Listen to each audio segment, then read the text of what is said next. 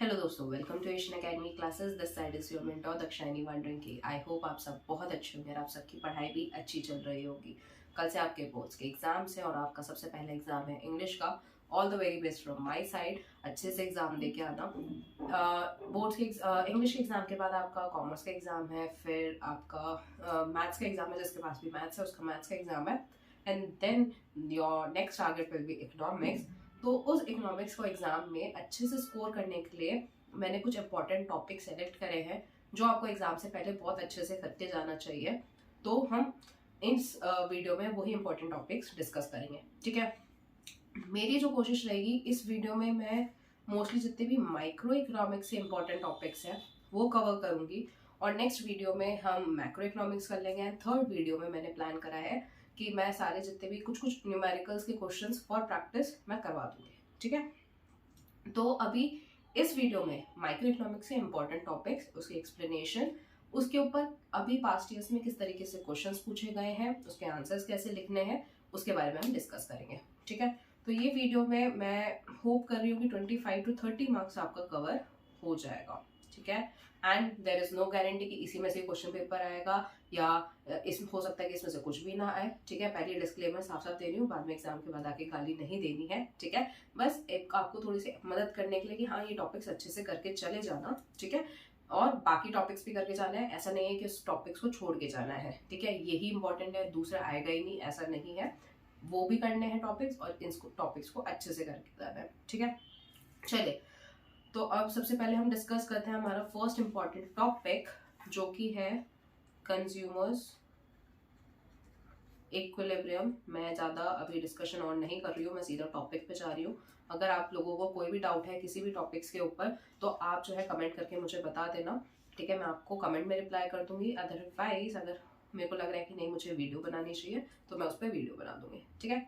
सो सबसे पहला important topic for you for 4 to 6 marks, सीधा सीधा मैंने जंप मारा 4 to 6 मार्क्स में, जहां पे हमें कवर करना है consumers equilibrium through IC approach. आपका डायरेक्ट क्वेश्चन आ सकता है कि explain the consumers equilibrium, the situation of consumers equilibrium through indifference curve approach, ठीक है। तो ये आपका लॉन्ग क्वेश्चन बन सकता है और इस बार बहुत ज्यादा चांसेस है इस क्वेश्चन के आने के, तो ये आपको बहुत अच्छे से करके जाना है।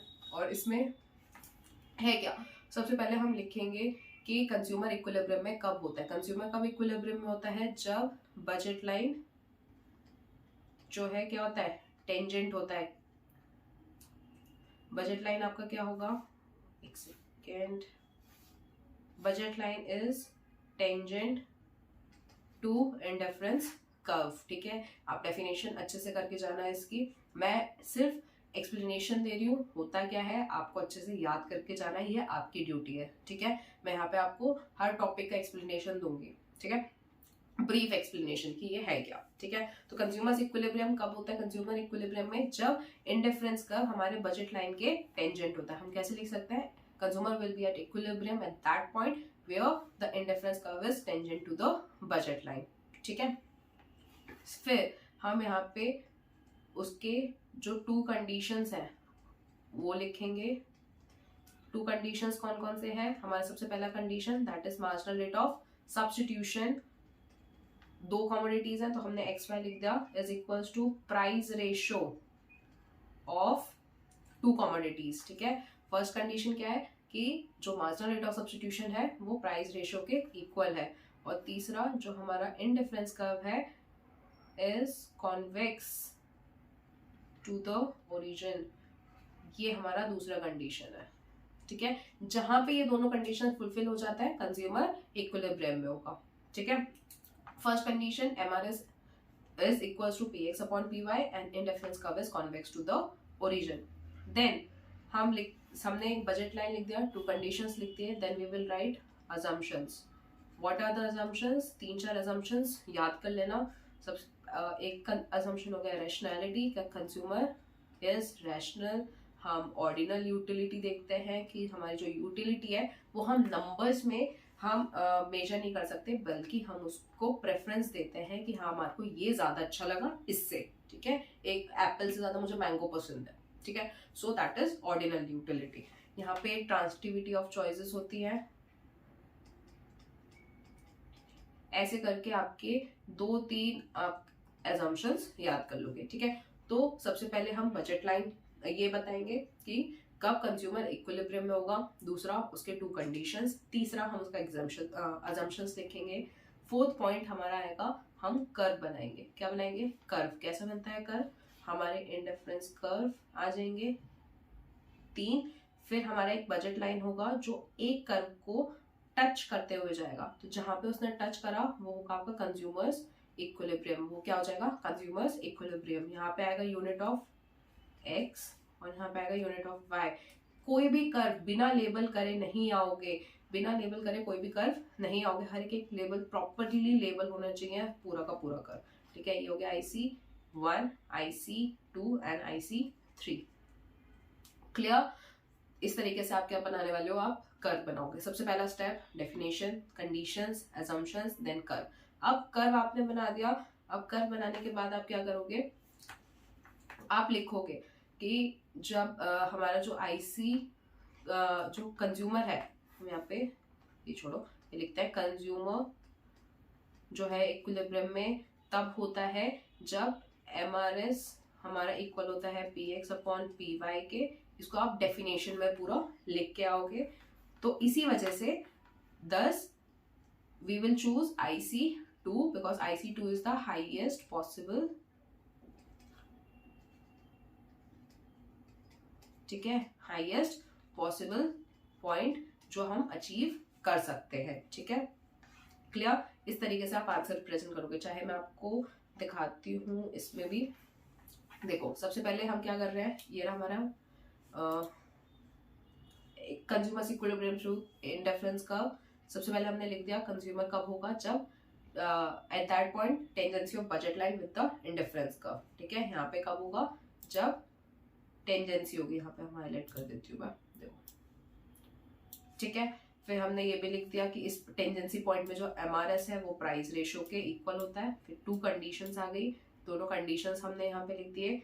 फिर हम क्या लिख रहे हैं? अजम्पशंस, जितने भी अजम्पशंस हैं 3-4 याद कर लेना। Then we will draw this diagram. फिर हम यहाँ पे लिखेंगे कि कंज्यूमर कब इक्विलिब्रियम में होगा, जब MRS जो है इक्वल होगा किसके? प्राइस रेशियो के। इसी वजह से हम क्या चूज कर रहे हैं? IC2 चूज कर रहे हैं because it is the highest possible indifference curve. Clear? ठीक है। इस तरीके से हम पूरा आंसर रिप्रेजेंट करेंगे। जब आप ये सारा कुछ लिख के आओगे तो आपको कितने मार्क्स मिल जाएंगे? आपको पूरे 6 मार्क्स मिलेंगे, ठीक है। तो सबसे पहला question, important topic is this, ठीक है। चलिए अब नेक्स्ट आगे बढ़ते हैं। अब ये टॉपिक आप कर ही रहे हो तो प्लीज इसके साथ एक आप बजट लाइन हो गया आपका, इसकी डेफिनेशन अच्छे से कर लो, ठीक है। मार्जिनल रेट ऑफ सब्स्टिट्यूशन का डेफिनेशन करके चले जाओ, साथ में आप इंडिफरेंस मैप, ठीक है। क्योंकि ये टॉपिक कर ही रहे हो तो इसी से रिलेटेड ये जो है आपके कुछ डेफिनेशंस हैं, ये आपको अच्छे से करके जाने चाहिए। बजट लाइन की definition, marginal rate of substitution and indifference map. Ma'am होता क्या है ये भी बता दो। सो बेसिकली बजट लाइन में क्या हो जाएगा? ये एक नेगेटिव स्ट्रेट लाइन होती है, नेगेटिव भी होती है और स्ट्रेट लाइन होती है, ठीक। किस तरीके से बनता है हमारा बजट लाइन? इस तरीके से, नेगेटिवली स्लोप और स्ट्रेट होता है ये।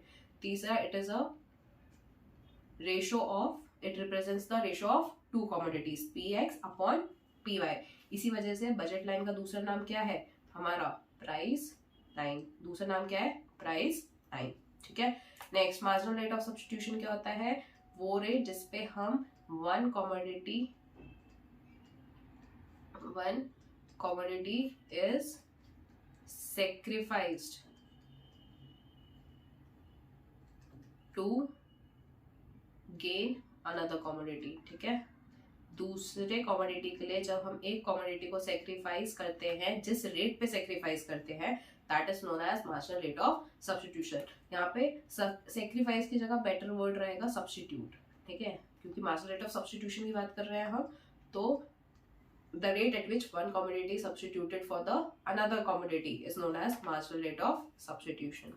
तीसरा, इंडिफरेंस मैप। इंडिफरेंस मैप में हम क्या लिखेंगे? इट इज अ ग्रुप हो गया, ठीक है, ग्रुप ऑफ इंडिफरेंस कर्व, ठीक है, हैविंग डिफरेंट, क्योंकि अलग अलग इंडिफरेंस कर्व आपका अलग अलग सेटिस्फैक्शन देगा, तो डिफरेंट लेवल ऑफ सेटिस्फैक्शन।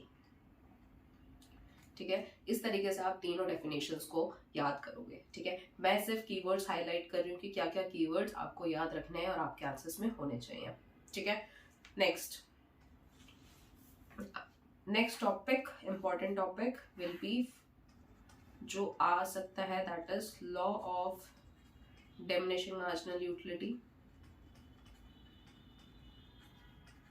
ठीक है, ये टॉपिक आप अच्छे से करके जाओगे। इस टॉपिक में हम सबसे पहले क्या लिखते हैं, हम सबसे पहले लिखेंगे स्टेटमेंट कि law of diminishing marginal utility होती क्या है, दूसरा अजम्पशन, ठीक है, एंड तीसरी उसकी एक्सप्लेनेशन। ये आपको करके जाना है। This is also for 4 to 6 marks. Clear? So सीधा जाते हैं इसी पे ही, अपने नोट्स में यहाँ रख के मैं आपको एक्सप्लेन कर देती हूँ।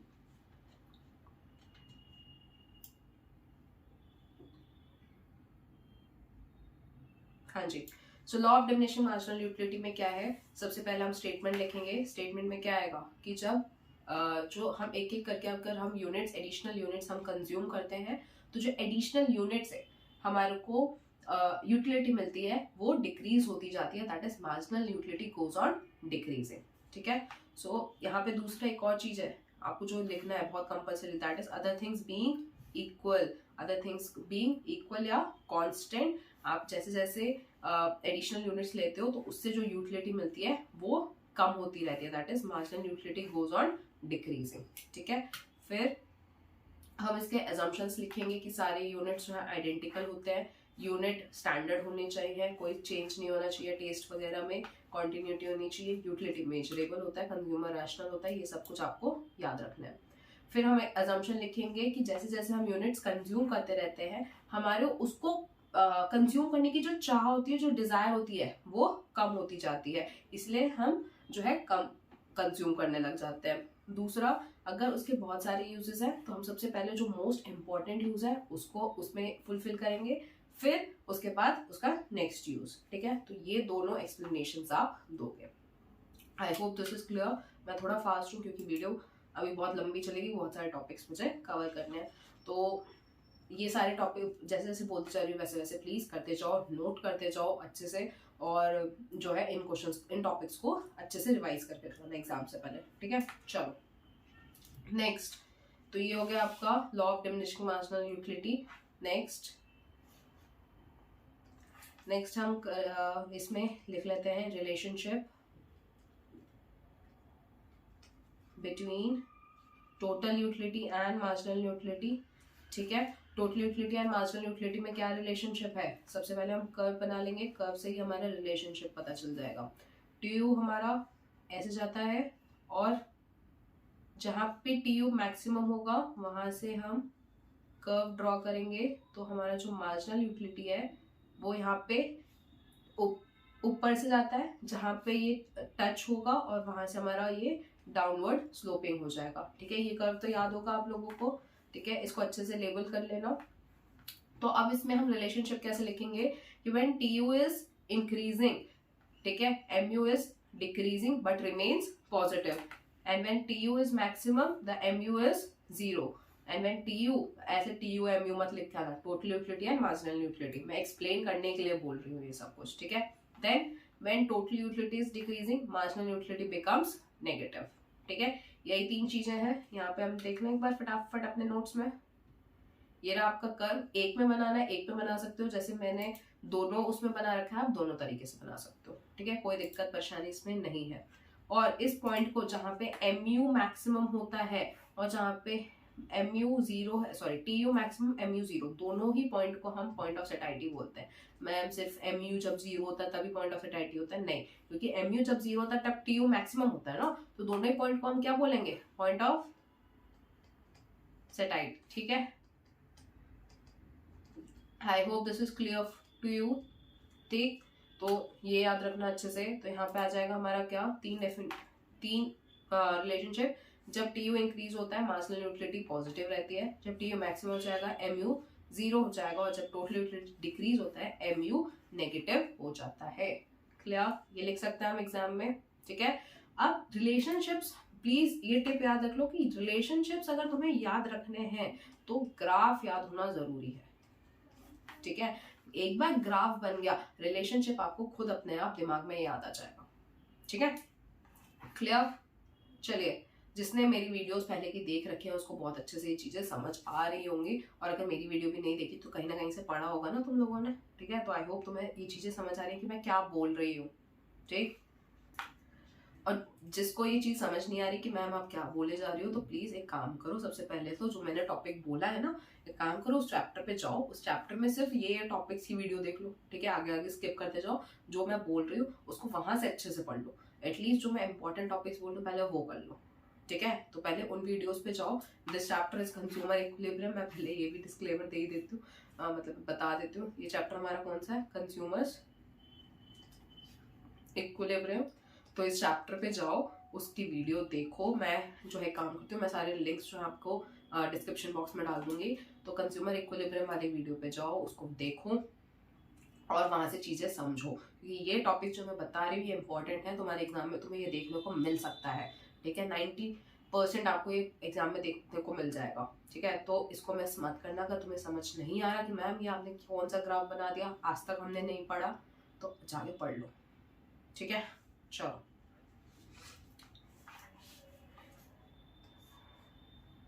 नेक्स्ट टॉपिक इज, इसमें ना ये भी कर लेना, कैरेक्टरिस्टिक्स ऑफ इंडिफरेंस कर्व। ज्यादा फोकस मत करना, मतलब मेन चीजें समझ लो, मैं ही बता देती हूँ, इतना इस पे मत फोकस करो, बट स्टिल हम कोई चांस नहीं लेना चाह रहे इसलिए मैं बोल रही हूँ। तो सबसे पहले इंडिफरेंस कर्व के प्रॉपर्टीज क्या होता है, एक तो ये क्या होता है, डाउनवर्ड स्लोपिंग होता है, ठीक है। Indifference curve is downward sloping from left to right.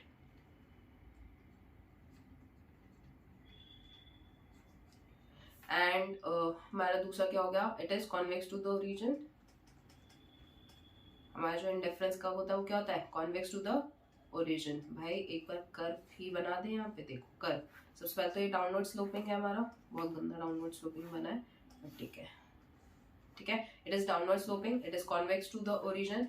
तीसरा, highest IC gives higher satisfaction। जितना ज्यादा ऊपर जाएगा IC हमारा, उतना ज्यादा हमारे को सेटिस्फैक्शन मिलने वाला है। क्लियर। जितना ज्यादा higher IC gives higher satisfaction। And 2 IC never, कभी भी एक दूसरे से इंटरसेक्ट नहीं करते, नेवर इंटरसेक्ट ईच अदर, ठीक है। ये 4 आपके कैरेक्टरिस्टिक्स हैं IC के। इसको बस इतना समझ लो कि IC डाउनवर्ड स्लोपिंग होता है, convex to the origin, higher IC gives higher satisfaction, and last 2 IC never intersect each other. Clear. चलो, इस चैप्टर में और क्या कर सकते हो, हाँ बस लास्ट इसके अलावा और मैं कुछ नहीं बता रही। बोलोगे मैम आपने पूरा सिलेबस ही बता दिया, नहीं।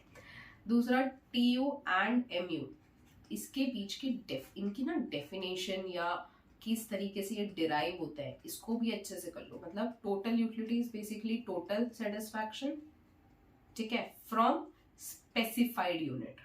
ये एक बार आपके लास्ट ईयर के स्पेसिफिन में, आई गेस स्पेसिफिन में या क्वेश्चन पेपर में, कोई आइडिया नहीं है, उसमें ये आपका क्वेश्चन भी था कि स्पेसिफाइड क्वांटिटी होती है, एडिशनल क्वांटिटी होती है, टोटल क्वांटिटी होती है। बच्चे टोटल क्वांटिटी वैसे करके आ गए, तो प्लीज याद रखना, total utility is total satisfaction from the specified quantity, and MU is the additional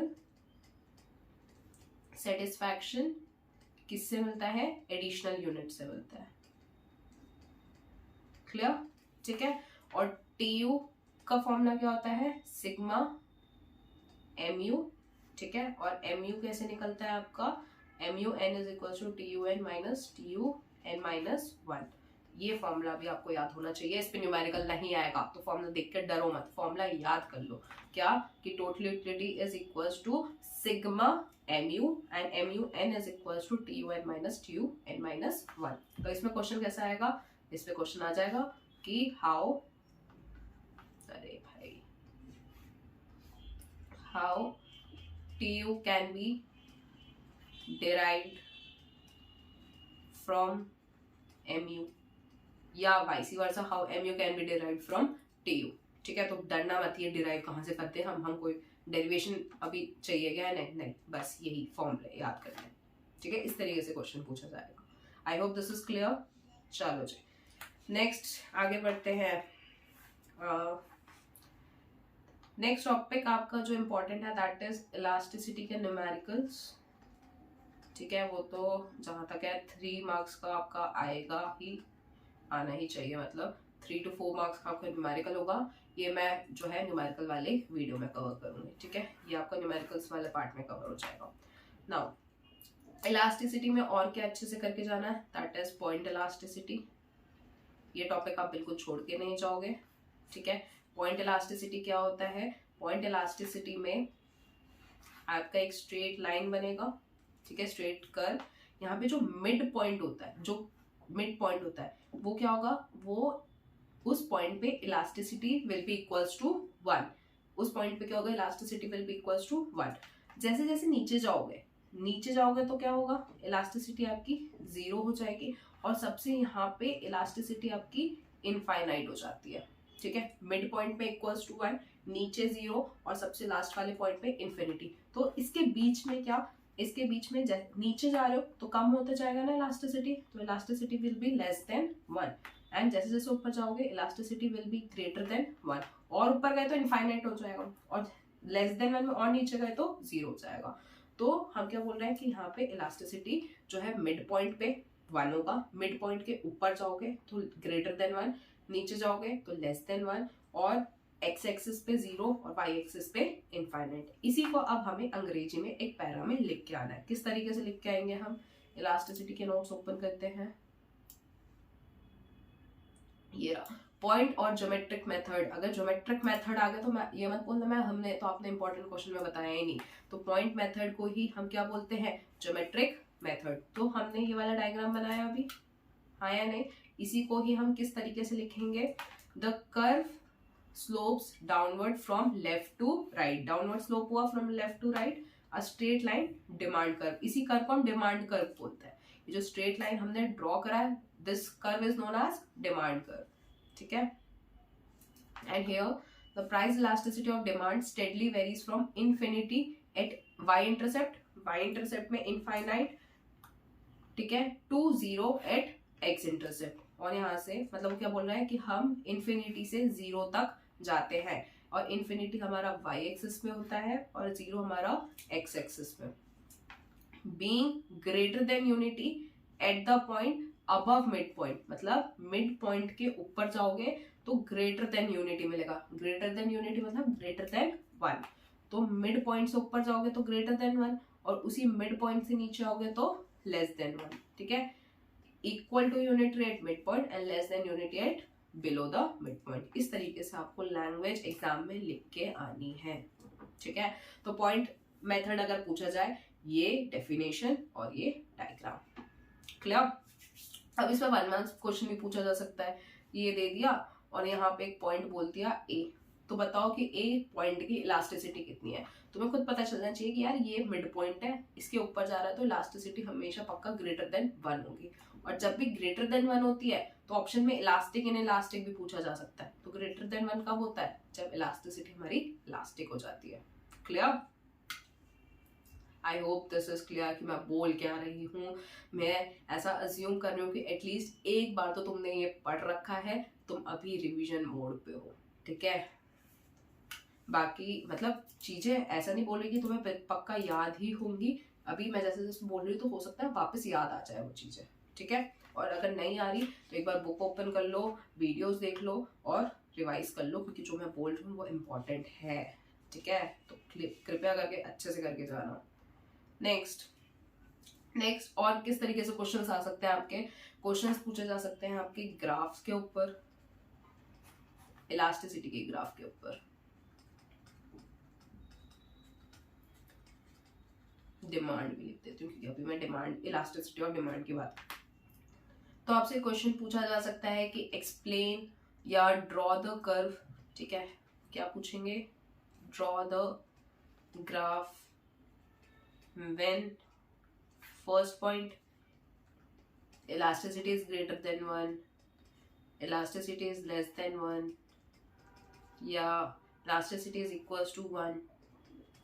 ठीक है, कोई सा भी 3 पूछ लिए इसमें से, या 2 पूछ लिए, सारे पूछ लिए, कुछ भी हो सकता है कि भाई ग्राफ बताओ इनके। ठीक है, तो सिर्फ ग्राफ बना के नहीं आना कि मैम ग्राफ ही पूछे था ग्राफ बना के आ गया। एटलीस्ट ग्राफ बनाया, अच्छे से लेबल करा, साथ में ग्राफ के साथ में आप उसकी डेफिनेशन भी लिख के आओगे। ठीक है, ग्राफ के साथ उसकी डेफिनेशन भी लिख के आ रहा। ठीक है, नाउ अगर ग्रेटर देन 1 पूछा तो ग्रेटर देन 1 में क्या होता है कि क्वांटिटी हमारी ज्यादा होती है, प्राइस में डिफरेंस चेंज कम आता है। तो हमने सबसे पहले एक लाइन ड्रॉ कर दिया। ठीक है, यहाँ पे हमने प्राइस बोला इसको, और इसको क्वांटिटी। क्लियर? हमने क्या बोला कि क्वांटिटी में ज्यादा डिफरेंस और प्राइस में कम। अब एक बात बताओ, साथ में हम बात कर रहे हैं किसकी? डिमांड की। तो ये भी दिमाग में याद रखना है कि भाई हम इलास्टिसिटी ऑफ डिमांड की बात कर रहे हैं। ठीक है, नाउ अगर हमारा प्राइस बढ़ेगा, ठीक है, तो क्वांटिटी कम हो जाएगी। अगर मैं प्राइस बढ़ा रही हूँ तो डिमांड क्या हो जाएगी? कम। तो क्वांटिटी कम होगी, बट यहाँ पे गैप ज्यादा आना चाहिए। क्वांटिटी में गैप ज्यादा आना चाहिए और प्राइस में गैप कम आना चाहिए। तो अब अगर हम इन दोनों पॉइंट्स को मिलाएंगे तो ये कर्व बनेगा। बस समझ जाओ तुम कैसे बनेगा। ठीक है, ये अभी मेरा ऐसे ही बना देता है। ठीक है, so this will be the demand curve. Clear? और एक कर्व, अब इसके बाद में इसकी हम डेफिनेशन लिख देंगे कि when there is when the change in quantity demanded is greater than the change in price, then it is known as elastic demand. ठीक है, फिर मैम लेस देन 1 वाला कैसे बनेगा? लेस देन 1 वाले में प्राइस में इस बार ज्यादा गैप होगा, तो प्राइस में ज्यादा गैप और क्वांटिटी में कम गैप। ठीक है, यहाँ पे मैंने प्राइस में ज्यादा गैप रखा, क्वांटिटी में कम। तो ये हो गया P1, पहले यहाँ था Q, अब ये हो गया Q1। ये कर्व हमारा हो गया इस तरीके से। ठीक है, clear? So this will be the curve when quantity is less than price.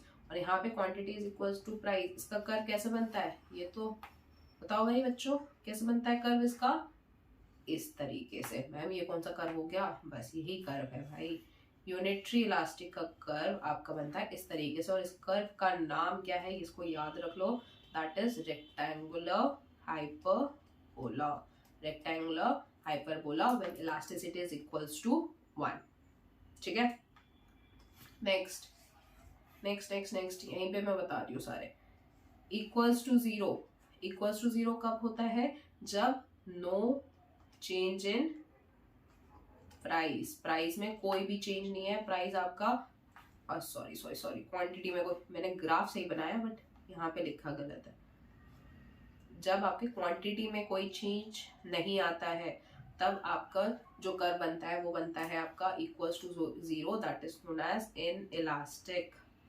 ठीक है, और जब इनफाइनाइट होता है तब कोई भी चेंज नहीं होता, किसमें? प्राइस में। तो जब प्राइस में कुछ चेंज नहीं होता है तो कर्व कैसे बनेगा हमारा? इस तरीके से, क्योंकि प्राइस क्या रहेगा? कांस्टेंट, कोई चेंज नहीं आ रहा है चाहे क्वांटिटी कितनी भी हो। So this will be the demand curve when there is inelastic demand.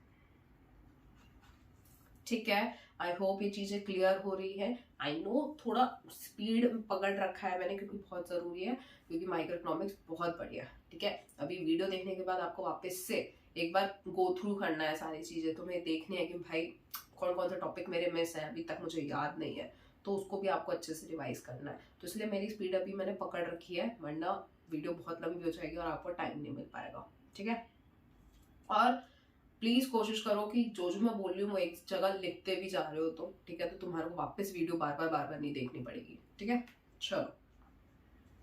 और ये वीडियो प्लीज अपने दोस्तों के साथ भी शेयर करो ताकि उनकी भी मदद हो, उन्हें भी समझ आए कि हाँ भाई ये टॉपिक करके चले जाए एग्जाम से पहले। ठीक है, क्योंकि अभी एग्जाम्स में दुआओं की बहुत जरूरत है। ठीक है, तो बच्चे दुआएं देंगे अगर क्वेश्चंस आ गए तो। ठीक है, चलो नेक्स्ट टॉपिक आपको जो करके जाना है दैट इज क्रॉस इलास्टिसिटी। ये अच्छे से करके जाना। ठीक है, क्रॉस इलास्टिसिटी ऑफ डिमांड में क्या होता है? What is cross elasticity of demand? 3 situations, positive, negative and zero. याद आ रहा है कुछ? Positive cross elasticity, negative cross elasticity and zero cross elasticity. Positive में क्या होता है कि पहली बात तो क्रॉस इलास्टिसिटी किसके बीच में रिलेशनशिप है? Prices of other related goods, अपना गुड नहीं, अपने साथ वाला गुड, कॉम्पिटिटिव गुड जो हमारा है, prices of other related goods and हमारी डिमांड, मतलब सामने वाले के प्राइस और खुद की डिमांड। ठीक है, तो अगर सामने वाले के प्राइस बढ़ रहे हैं और हमारी भी डिमांड बढ़ रही है, then it will be positive cross elasticity. But जब सामने वाले के प्राइस बढ़ रहे हैं और हमारी डिमांड कम हो जा रही है, दैट विल बी नेगेटिव। और सामने वाले के प्राइस बढ़े घटे, हमारे डिमांड में कोई भी चेंज नहीं आ रहा है, then it will be zero cross elasticity. Clear? क्या बोला मैंने? जब सामने वाले के प्राइस बढ़े और खुद की डिमांड बढ़ी, पॉजिटिव। ठीक है, दोनों एक साथ जा रहे हैं ना, पॉजिटिव। एक ऊपर एक नीचे, नेगेटिव। और एक प्राइस चेंज होने की वजह से दूसरे पे कोई फर्क नहीं पड़ रहा, that is zero. Example positive कब होता है? जब गुड्स क्या होते हैं, इसको मैं पेन चेंज कर, जब गुड्स कैसे होगा? Substitute good. कौन सी गुड होगा ये? Substitute good. Example T, coffee.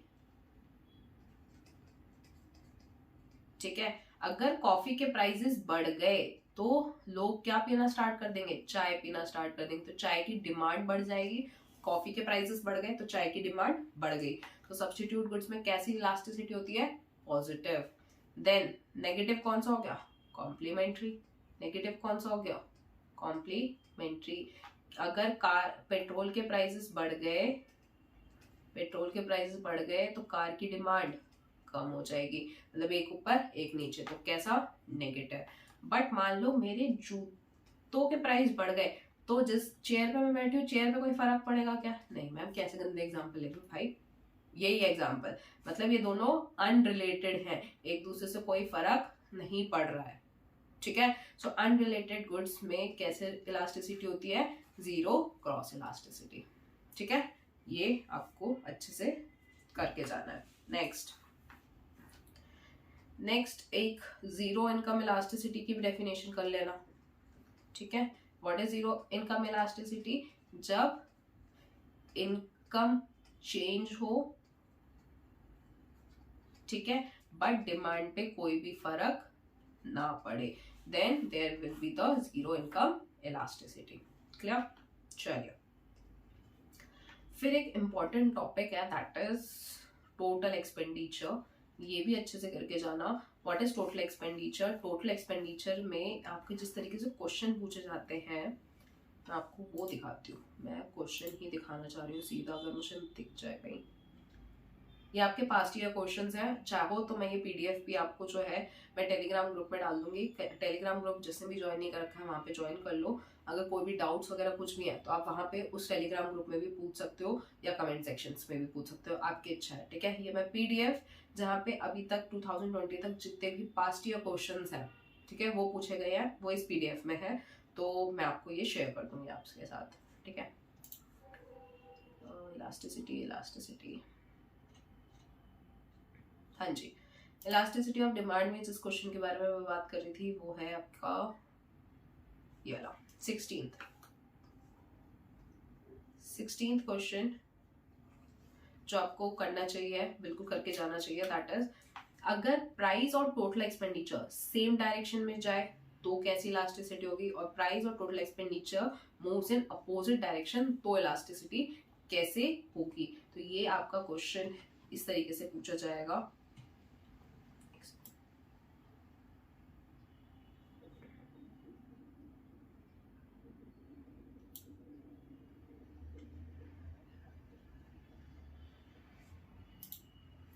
आपको इसमें मैं यहीं पे बता देती हूँ, छोड़ो। देखो, अगर प्राइस और टोटल एक्सपेंडिचर सेम डायरेक्शन में जाते हैं तो इलास्टिसिटी आपकी कैसे होगी?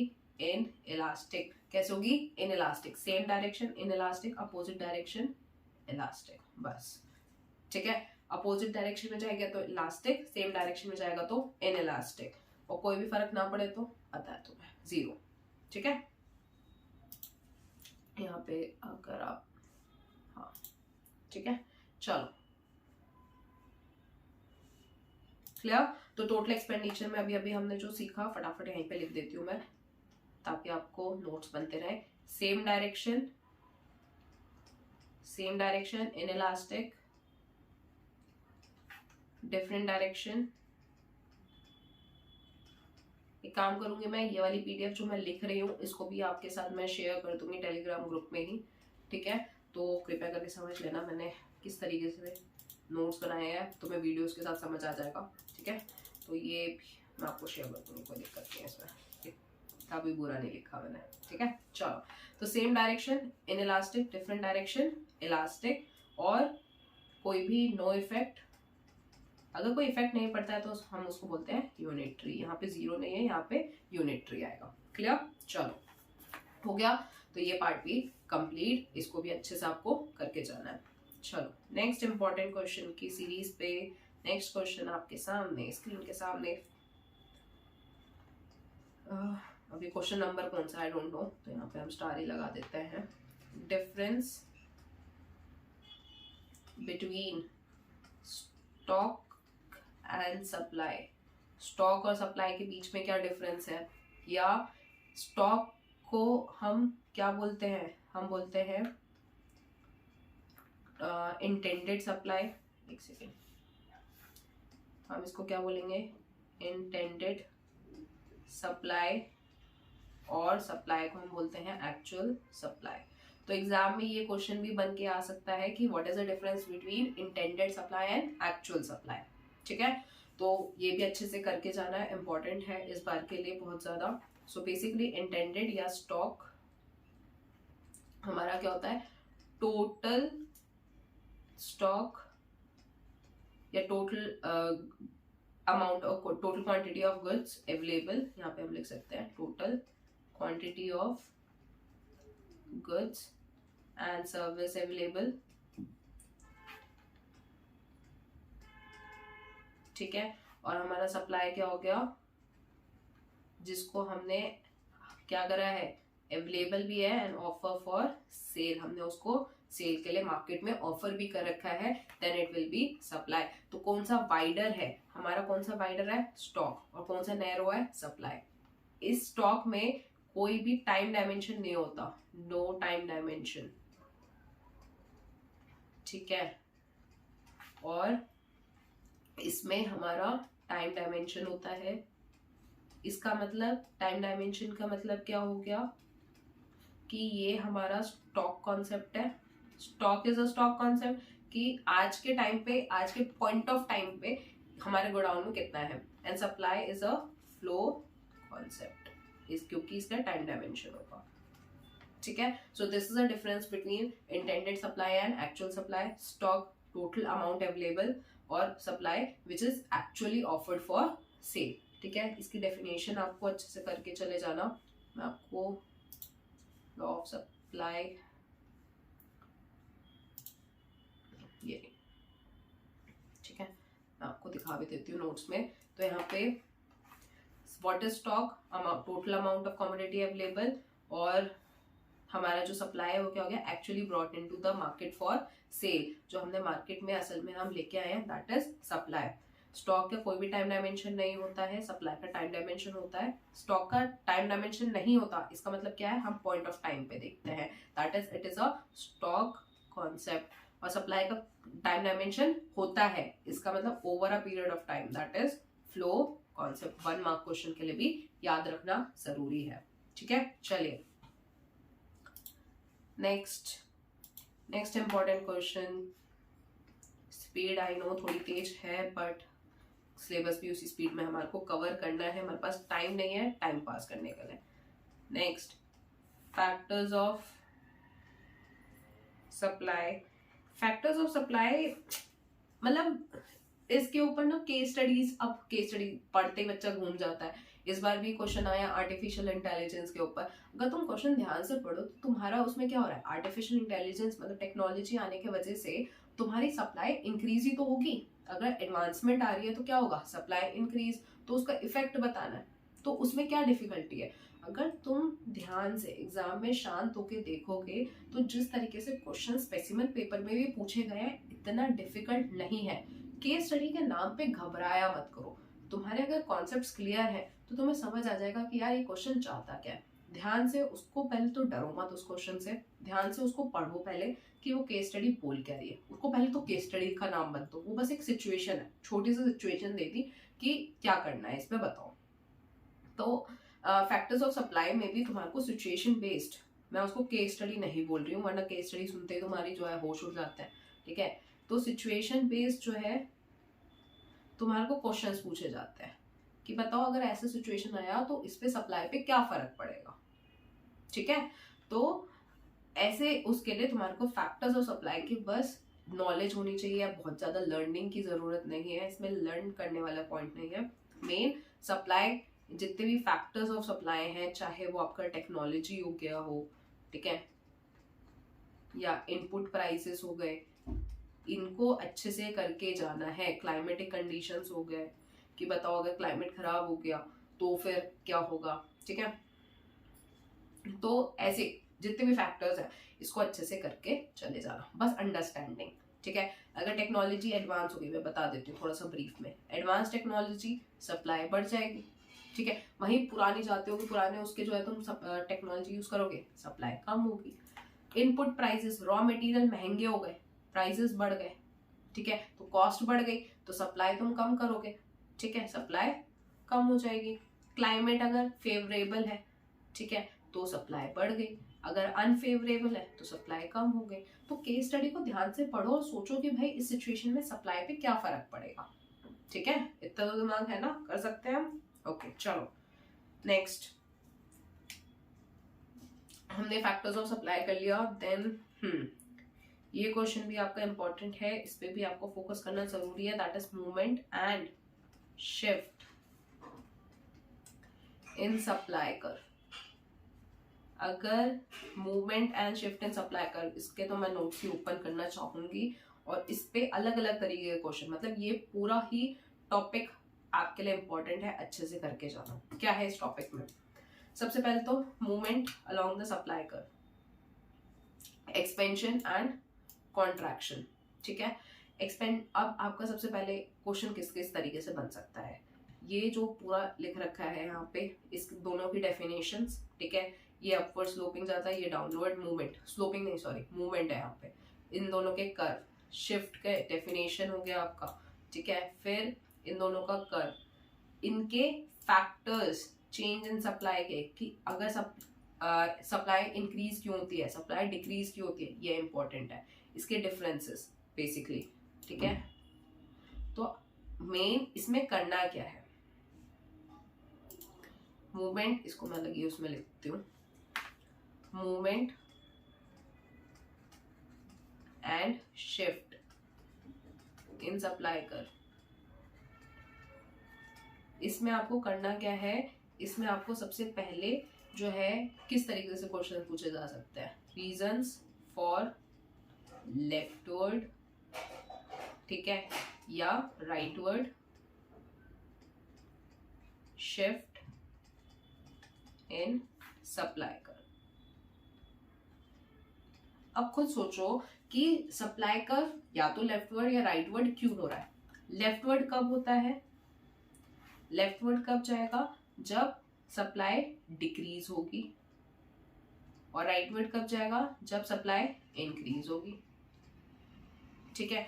और सप्लाई कब कब डिक्रीज होगी खुद सोचो, जब मेरा रॉ मटेरियल मतलब इनपुट प्राइसेस बढ़ जाएंगे, ठीक है, मतलब खुद के प्राइस के चेंज के अलावा जितने भी अदर फैक्टर्स हैं, टेक्नोलॉजी, बैकवर्ड टेक्नोलॉजी है, ठीक है। अभी हमने जो फैक्टर्स अभी ऊपर डिस्कस करे, क्लाइमेट हमारा अनफेवरेबल है, ठीक है, और क्या हो सकता है, बहुत सारे थे फैक्टर्स, एक तो हमारा इनपुट प्राइस हो गया, technology, climate conditions, communication barrier आ रहा है, कम्युनिकेशन हमारे सही नहीं है, ठीक है, सब्स्टिट्यूट गुड्स के प्राइसेस जो है वो कम हो गए हैं, ठीक है, ये हो गया हमारा। तो ये सारे फैक्टर्स हमारे यहाँ पे हम देख लेते हैं फटाफट, इतनी मेहनत क्यों करनी है हमें, यहाँ से देखो, ये रहे इनपुट प्राइसेस कम हो गए, अदर प्राइसेस के प्राइसेस कम हो गए, जैसे मैंने बोला सब्स्टिट्यूट गुड्स, ठीक है, टैक्सेस कम हो गए हैं हमारे। ये केसेस हैं जब सप्लाई बढ़ रही है, ठीक है, हमारे फ्यूचर के एक्सपेक्टेशंस कम हो गए, सेलर्स बढ़ गए, तो सप्लाई कब इंक्रीज होगी, मतलब कब राइटवर्ड शिफ्ट होगा, इस तरीके से क्वेश्चन पूछा जा सकता है।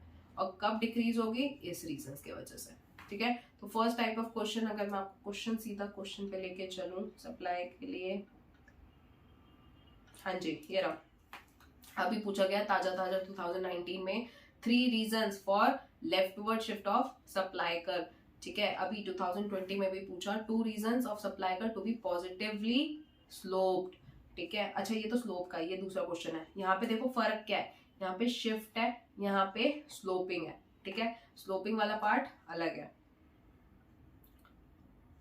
ये हो गया आपका इस तरीके से क्वेश्चन। अभी मैंने फैक्टर्स ऑफ उस पे पूछा था क्वेश्चन, देखो factors of supply, technical advancement leads to cost saving, अगर हम नए एडवांस टेक्नोलॉजी यूज करेंगे तो उससे कॉस्ट सेव होगा। इससे with the help of diagram बताओ कि सप्लाई कर्व पे क्या फर्क पड़ रहा है। ये क्या है, अदर फैक्टर, खुद का प्राइस नहीं है, अदर फैक्टर है, ठीक है। अदर फैक्टर की वजह से कभी भी चेंजेस आते हैं तो या तो सप्लाई इंक्रीज होती है या डिक्रीज होती है। तो यहाँ पे टेक्नोलॉजी अच्छी आ रही है तो सप्लाई बढ़ेगी, तो सप्लाई इंक्रीज होगा तो कैसा शिफ्ट होगा हमारा, राइटवर्ड शिफ्ट, सॉरी यहाँ पे डिमांड बना दिया मैंने, ये क्या होगा आपका राइटवर्ड शिफ्ट हो जाएगा। क्लियर। तो यही चीजें हैं आपको, अभी जैसे मैंने 2014 में पूछा इंटेंट सप्लाई एक्चुअल सप्लाई, इस तरीके से क्वेश्चंस आपको एग्जाम्स में मिल जाएंगे, देखने को मिल सकते हैं बिल्कुल, ठीक है। तो आपको ये बहुत अच्छे से करके जाना है। क्लियर। तो सबसे पहला क्वेश्चन मैंने बता दिया रीजंस फॉर लेफ्टवर्ड और rightward shift in supply curve. दूसरा तरीके का क्वेश्चन और क्या आएगा, second type of question will be the difference, किसके बीच में, difference between expansion and contraction, नहीं expansion and increase in supply, ये अच्छे से करके जाना है। या difference between contraction and decrease in supply, ये इस तरीके के क्वेश्चंस हमें अच्छे से करके जाने हैं। तो ये कौन सा हो गया हमारा, ये रहा, देखो एक्सपेंशन कब होता है सप्लाई में, एक्सपेंशन कब होगा, जब प्राइसेस बढ़ेंगे तो क्वांटिटी भी बढ़ेगी, एक्सपेंशन, ठीक है। और इंक्रीज में हमारे प्राइसेस चेंज नहीं हो रहा है, मतलब क्वांटिटी तो बढ़ रही है बट उसी सेम प्राइस में, यहाँ पे प्राइस भी बढ़ रहा है और यहाँ पे प्राइस सेम है, ठीक है। यहाँ पे खुद के प्राइसेस के चेंज हो रहे हैं, यहाँ पे अदर फैक्टर्स, मतलब changes in factors other than own price, खुद के प्राइस छोड़ के बाकी फैक्टर्स चेंज होंगे, ठीक है। यहाँ पे प्राइस बढ़ेगा, यहाँ पे प्राइस सेम रहेगा, यहाँ पे चेंज अपने प्राइस के वजह से आ रहा है, यहाँ पे अदर फैक्टर्स के वजह से आ रहा है, यहाँ पे अपवर्ड मूवमेंट होगा, यहाँ पे राइटवर्ड शिफ्ट होगा, ठीक है। तीसरा हमारा बन जाएगा, चौथा हमारा ग्राफ, ठीक है। यहाँ पे अपवर्ड मूवमेंट हो रहा है और यहाँ पे राइटवर्ड शिफ्ट हो रहा है। I hope this point is clear to you, ठीक है। और ऐसी आपका कॉन्ट्रैक्शन, इसी का उल्टा, लोअर प्राइस सेम प्राइस अपने प्राइस की वजह से हो रहा है, अदर फैक्टर्स की वजह से डाउनवर्ड मूवमेंट और यहाँ पे लेफ्टवर्ड शिफ्ट।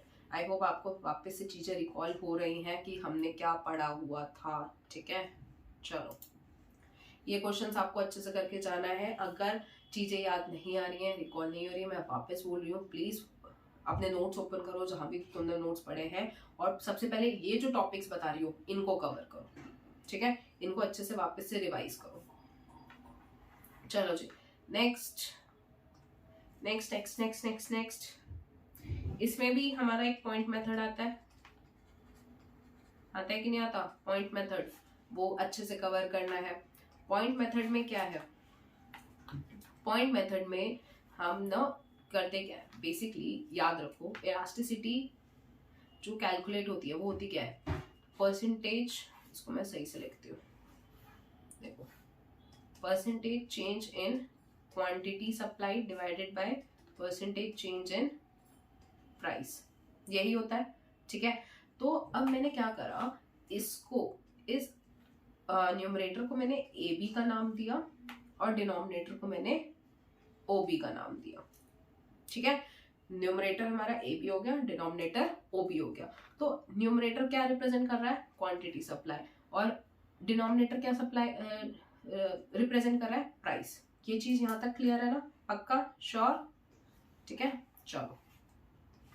तो अब मेरे पास 3 टाइप की इलास्टिसिटी है। पहला है इलास्टिक, ठीक है, दूसरा है इन इलास्टिक, और तीसरा है हमारा यूनिटरी। पहला इलास्टिक, दूसरा इन इलास्टिक, तीसरा यूनिटरी। इलास्टिक में मेरा जो क्वांटिटी सप्लाई है वो ज्यादा होता है, मतलब परसेंटेज चेंज जो है क्वांटिटी सप्लाई में ज्यादा होगा as compare to percentage change in price. ठीक है, यहाँ पे percentage change in quantity supply will be less than percentage change in price, और यहाँ पे percentage change in quantity supply will be equal, यहाँ पे लेस देन, ठीक है, यहाँ पे ग्रेटर देन, और यहाँ पे equal to percentage change in price. यहाँ तक चीजें क्लियर है कि नहीं, पहले तो ये बता दो मुझे। आई होप यहाँ तक चीजें क्लियर। ठीक है, नाउ अभी मैंने बोला कि जो क्वांटिटी सप्लाई है उसको रिप्रेजेंट कर रहा है ए बी, और जो प्राइस है उसको रिप्रेजेंट कर रहा है ओ बी। तो क्या मैं इस क्वांटिटी सप्लाई की जगह ए बी लिख सकती हूँ? बिल्कुल, ग्रेटर देन ओ बी, ये ओ है, ठीक है, ओ बी। यहाँ पे A B is less than O B, और यहाँ पे A B is equals than O B. Clear? यहाँ तक के भी चीजें क्लियर? चलो, तो अब हम बात करते हैं ग्राफ की। सबसे पहले आता है हमारा इलास्टिक। सबसे पहले हमारा क्या आएगा? इलास्टिक। अब एक चीज और, जहां से मैं कर्व स्टार्ट कर रही हूँ उस पॉइंट को मैं ए नाम दूंगी, ओरिजिन जो होगा वो तो ओ होता ही है, और जहां पे ये फिनिश होगा वो नाम होगा बी। ए जहां से स्टार्ट हुआ, ओ ओरिजिन, और बी फिनिश वाला लाइन। क्लियर? ठीक है, इसको मैं मिटा रही हूं, मैं बस अभी समझ जाओ। चलो, सॉरी। सो इलास्टिक में हम सबसे पहले, ये हमारा कर्व हो गया, बस कर्व को वो इग्नोर करो। अब समझो, हमारा जो इलास्टिक कर्व है, जो ए है, इस हम बोलते हैं जो इलास्टिक कर्व, अगर तुम याद करो, ठीक है, इलास्टिक कर्व अगर तुम याद करो, अब तुमने जो पढ़ रखा है वो कैसे होता है। सबसे पहली बात तो हमारा जाएगा अपवर्ड स्लोपिंग। तो जो अपवर्ड स्लोपिंग जाता है वो यहां से जाता है, ठीक है, वो नेगेटिव वाई एक्सिस, ये तो ओरिजिन हो गया, ठीक है, कहां से किसको कट करेगा? वाई एक्सिस को। इलास्टिक हमेशा किसको कट करता है? Cuts Y axis. किसको कट करता है? वाई एक्सिस को कट करता है। जो हमारा कर्व बनता है, असल में मैं अगर ध्यान से अगर तुम्हें दिखाऊं तो बेसिकली इलास्टिक सप्लाई ऐसे बनती है, इलास्टिक कर्व ऐसा बनता है सप्लाई का, राइट। अगर इसको हम मैं और एक्सटेंड करूं आगे डॉट के साथ, तो ये कर्व ये किसको कट करता है? वाई एक्सिस को। किसको कट करेगा? वाई एक्सिस को। तो जहां से स्टार्ट हुआ उस पॉइंट को ए, ओरिजिन को ओ, ठीक है, और यहां से मैं एक पर्टिकुलर, अपनी इच्छा है, ठीक है, अपनी इच्छा के साथ कोई भी एक पर्टिकुलर प्राइस लूंगी, वहां से ही क्वांटिटी ले लूंगी। तो यहाँ पे जो, यहाँ पे एंड हुआ, मतलब यहाँ पे जो हमने चूज करा, जो क्वांटिटी चूज करी, उसको मैं नाम देती हूँ बी। ठीक है, जो मैंने अपनी क्वांटिटी चूज कर रखी है उसको मैं नाम क्या दूंगी? बी। तो यहाँ पे अगर तुम लेंथ अगर इसका चेक करो तो A B is greater than O B, हाँ या नहीं? A B is greater than O B. तो अगर ध्यान से देखो, हम इलास्टिक में हमने क्या बोला था? A B is greater than O B. Similarly अगर मैं बात करूं अब सीधा सेकेंड पॉइंट की, दैट इज इन इलास्टिक की, तो इन इलास्टिक का जो कर्व बनता है वो कैसे बनता है हमारा? वो हमारा इस तरीके से बनता है कि उसको अगर मैं एक्सटेंड करूं तो किसको टच करना चाहिए? एक्स एक्सिस को। किसको टच करेगा? एक्स एक्सिस को। तो ये तो ओरिजिन जहां से स्टार्ट हुआ ए, हम अपने मर्जी का प्राइस और क्वांटिटी चूज करेंगे, जो क्वांटिटी चूज करी उसको नाम देंगे बी। अब अगर तुम लेंथ इसका ध्यान से देखोगे तो ए बी की लेंथ और OB की लेंथ, तो OB is greater then AB, या मैं ये लिख सकती हूँ AB is less then OB। और इन इलास्टिक में क्या होता है, AB is less then OB। Clear? Third हमारा हो गया यूनिटरी। थर्ड क्या आ गया हमारा, यूनिटरी। और यूनिटरी का कर्व, सप्लाई कर्व कैसा बनता है, यूनिटरी का सप्लाई कर्व हमारा जाता है फ्रॉम ओरिजिन। कहाँ से जाता है, ओरिजिन। तो स्टार्ट भी यहीं से हुआ, ओरिजिन भी यही है, ठीक है। और एक पर्टिकुलर प्राइस ले लिया, जो क्वांटिटी लिया उसको हमने B दे दिया। तो यहाँ पे OB की लेंथ और AB की लेंथ, दोनों की लेंथ क्या है, same. AB is equals to OB, तो यहाँ पे क्या आ जाएगा हमारा unitary, AB is equals to OB। तो अगर मैं सीधा नोट्स पे चलूं, मैम आप क्या बताती चली गई, अब तुम्हें समझ आएगा कि मैंने क्या बताया, ठीक है। नोट्स में पॉइंट मेथड हमारा ये आ गया, जिसके बारे में हम बात कर रहे थे, ज्योमेट्रिक और पॉइंट मेथड। ज्योमेट्रिक और पॉइंट मेथड में हम क्या बोलते हैं, एक पॉइंट पे कैलकुलेट करते हैं थ्रू AB एंड OB। तो जहां पे AB हमारा OB से स्मॉलर होगा, less than unity, that is inelastic, ठीक है। और जहां पे AB is equals to OB equals to unitary, that is unitary, and AB is greater than OB, ठीक है। तो ये आ गया इलास्टिक। इस तरीके से आपको पूरा आंसर रिप्रेजेंट करना है अगर पॉइंट मेथड या ज्योमेट्रिक मेथड आपसे एग्जाम में पूछ ले तो। इसके ऊपर क्वेश्चन देखो, अभी 2020 में पूछा गया है, explain the geometric method of calculating elasticity of supply, ठीक है। तो मैम आंसर क्या लिखना है, अभी जो बताया मेरे बच्चे, ये पूरा आंसर आपका लिखा होना चाहिए फॉर 4 to 6 मार्क्स। मैं छोटे छोटे मार्क्स पे फोकस, मतलब वो भी बता रही हूँ, 3 से 4 मार्क्स का भी बता रही हूँ, बट ये बड़े क्वेश्चंस पे बहुत अच्छे से ध्यान देना है, ठीक है। इस तरीके से आपको आंसर पूरा लिख के आना है। ग्राफ अगर याद रहेंगे तो क्वेश्चन अपने आप आंसर लिख पाओगे, ठीक है। इसलिए मैं ग्राफ पे इतना फोकस कर रही हूँ। क्लियर? चलो, तो ये एक क्वेश्चन हो गया। नेक्स्ट क्वेश्चन, इस पे भी न्यूमेरिकल आ सकता है, तो न्यूमेरिकल वाले ही पॉइंट पे इसको हम कवर कर लेंगे। फिर हम बात करते हैं अगले पॉइंट की, that is labour supply curve.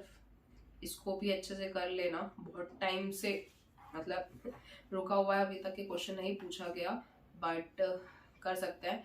So supply curve जो है हमेशा बैकवर्ड स्लोपिंग होता है। बैकवर्ड स्लोपिंग मतलब क्या, कि ये हो गया हमारा वेज रेट और ये हो गया हमारे आवर्स, ठीक है। तो जैसे जैसे वेजेस बढ़ते हैं,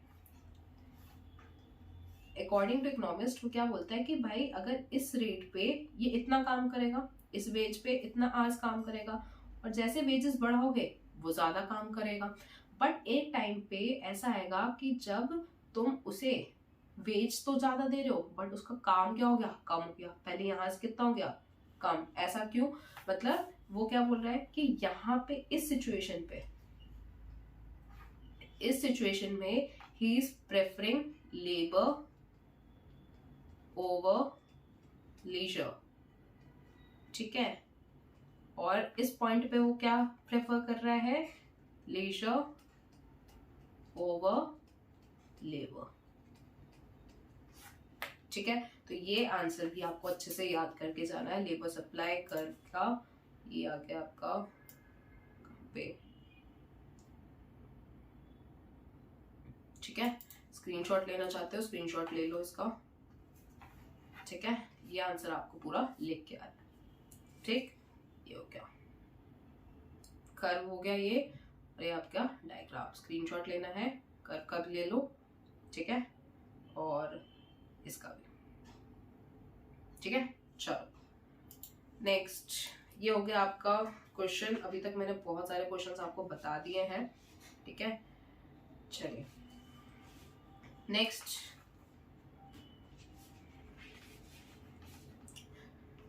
टाइप ऑफ क्वेश्चन हमारे पास आ जाता है।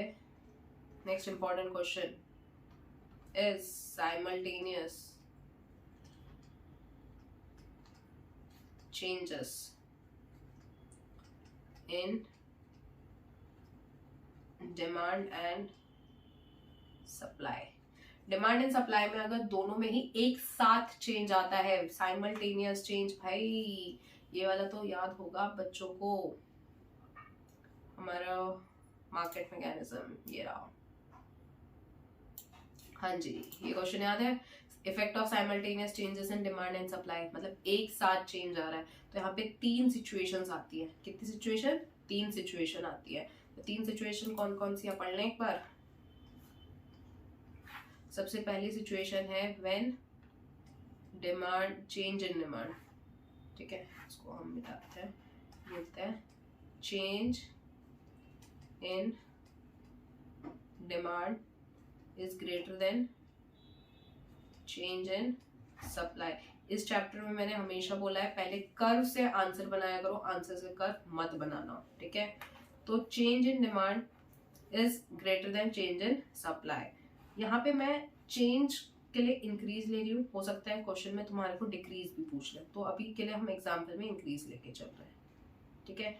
या तो दोनों इंक्रीज होंगे या तो दोनों डिक्रीज होंगे, ठीक है। चलो, तो सबसे पहले हमारा काम क्या है कि हम एक नॉर्मल कर्व बनाते हैं हमेशा की तरह, demand curve and supply curve. जो पॉइंट आया उसको, मतलब पहले ही हम सारी लेबलिंग करके रख देंगे, ये हमारा P है, ये हमारा Q है, ठीक है।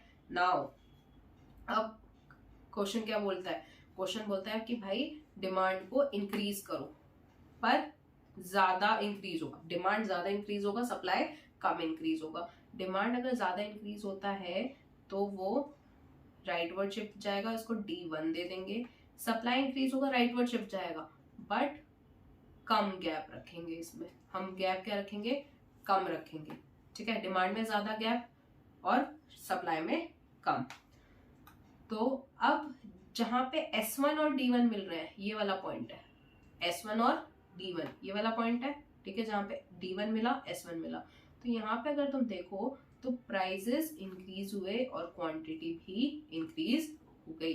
तो फर्स्ट पॉइंट हमारा यहाँ पे हेडिंग ये नहीं है change in demand is greater then change in supply, this is not your heading. The heading should be, heading will be when, अब तुम्हारा देखो हेडिंग के लिए लाइन छोड़ दो, डिस्क्रिप्शन के लिए लाइन छोड़ दो, उसके बाद कर्व बनाओ। तो अब कर्व बनाओगे तो तुम्हें हेडिंग याद आ जाएगी कि इसकी हेडिंग क्या होगी। इसकी हेडिंग क्या होगी? When equilibrium price will rise, ठीक है। हेडिंग क्या बन गई? Equilibrium price will rise. अब इसके अंदर लिखोगे when the change in the magnitude of demand is greater than the change in supply, the equilibrium price and equilibrium quantity both will increase। भाई ये देखो, ये देखा, मैं अगर झूठ बोल रही हूँ तो देख लो। when क्या हो गया यहाँ पे देखो, when equilibrium price increases, highlight हो जाओ, rises if increase in demand is of greater magnitude than the increase in supply, both equilibrium price and quantity will increase। दोनों increase होंगे। ये रखकर अभी जो हमने बनाया, ठीक है। सेकेंड केस ये हो गया पहला केस। दूसरा केस क्या है? दूसरा केस होगा जब increase in demand is less then increase in supply. दूसरा केस हमारा ये हो गया।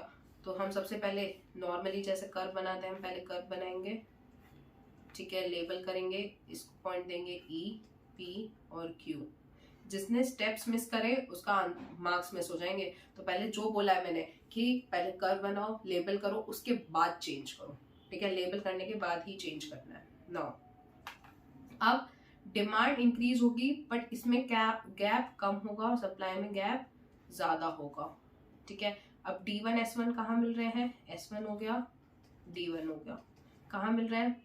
इस पॉइंट पे। यहाँ पे प्राइसेस अब क्या हो गया? कम हो गए, बट क्वांटिटी अभी भी स्टिल इंक्रीज हो रही है। तो यहाँ पे हेडिंग क्या बन जाएगी? व्हेन इक्विलिब्रियम प्राइस डिक्रीजेस या फॉल्स, कुछ भी बोल सकते हो आप, ठीक है। तो यहाँ पे हमारा आ जाएगा ये रहा, व्हेन इक्विलिब्रियम प्राइस फॉल्स। क्यों? when increase in supply is of greater magnitude than the increase in demand, मतलब सप्लाई में ज्यादा गैप और डिमांड में कम गैप, तब इक्विलिब्रियम प्राइस कम होगा और क्वांटिटी बढ़ेगी, और यही कर्व है हमारा। ठीक है, तो पहले कर्व बनाओ, गैप छोड़ दो, कर्व बनाओ और ऊपर डेफिनेशन लिख लो। ठीक है, इस तरीके से आपको आंसर रिप्रेजेंट करके आना है। एंड थर्ड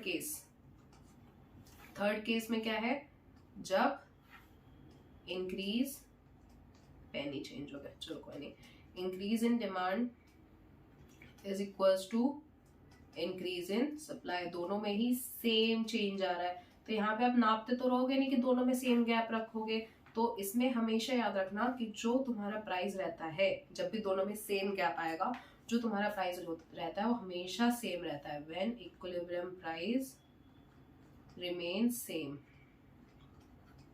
ठीक है, दोनों में ही क्या रहता है, इक्वल रहेगा।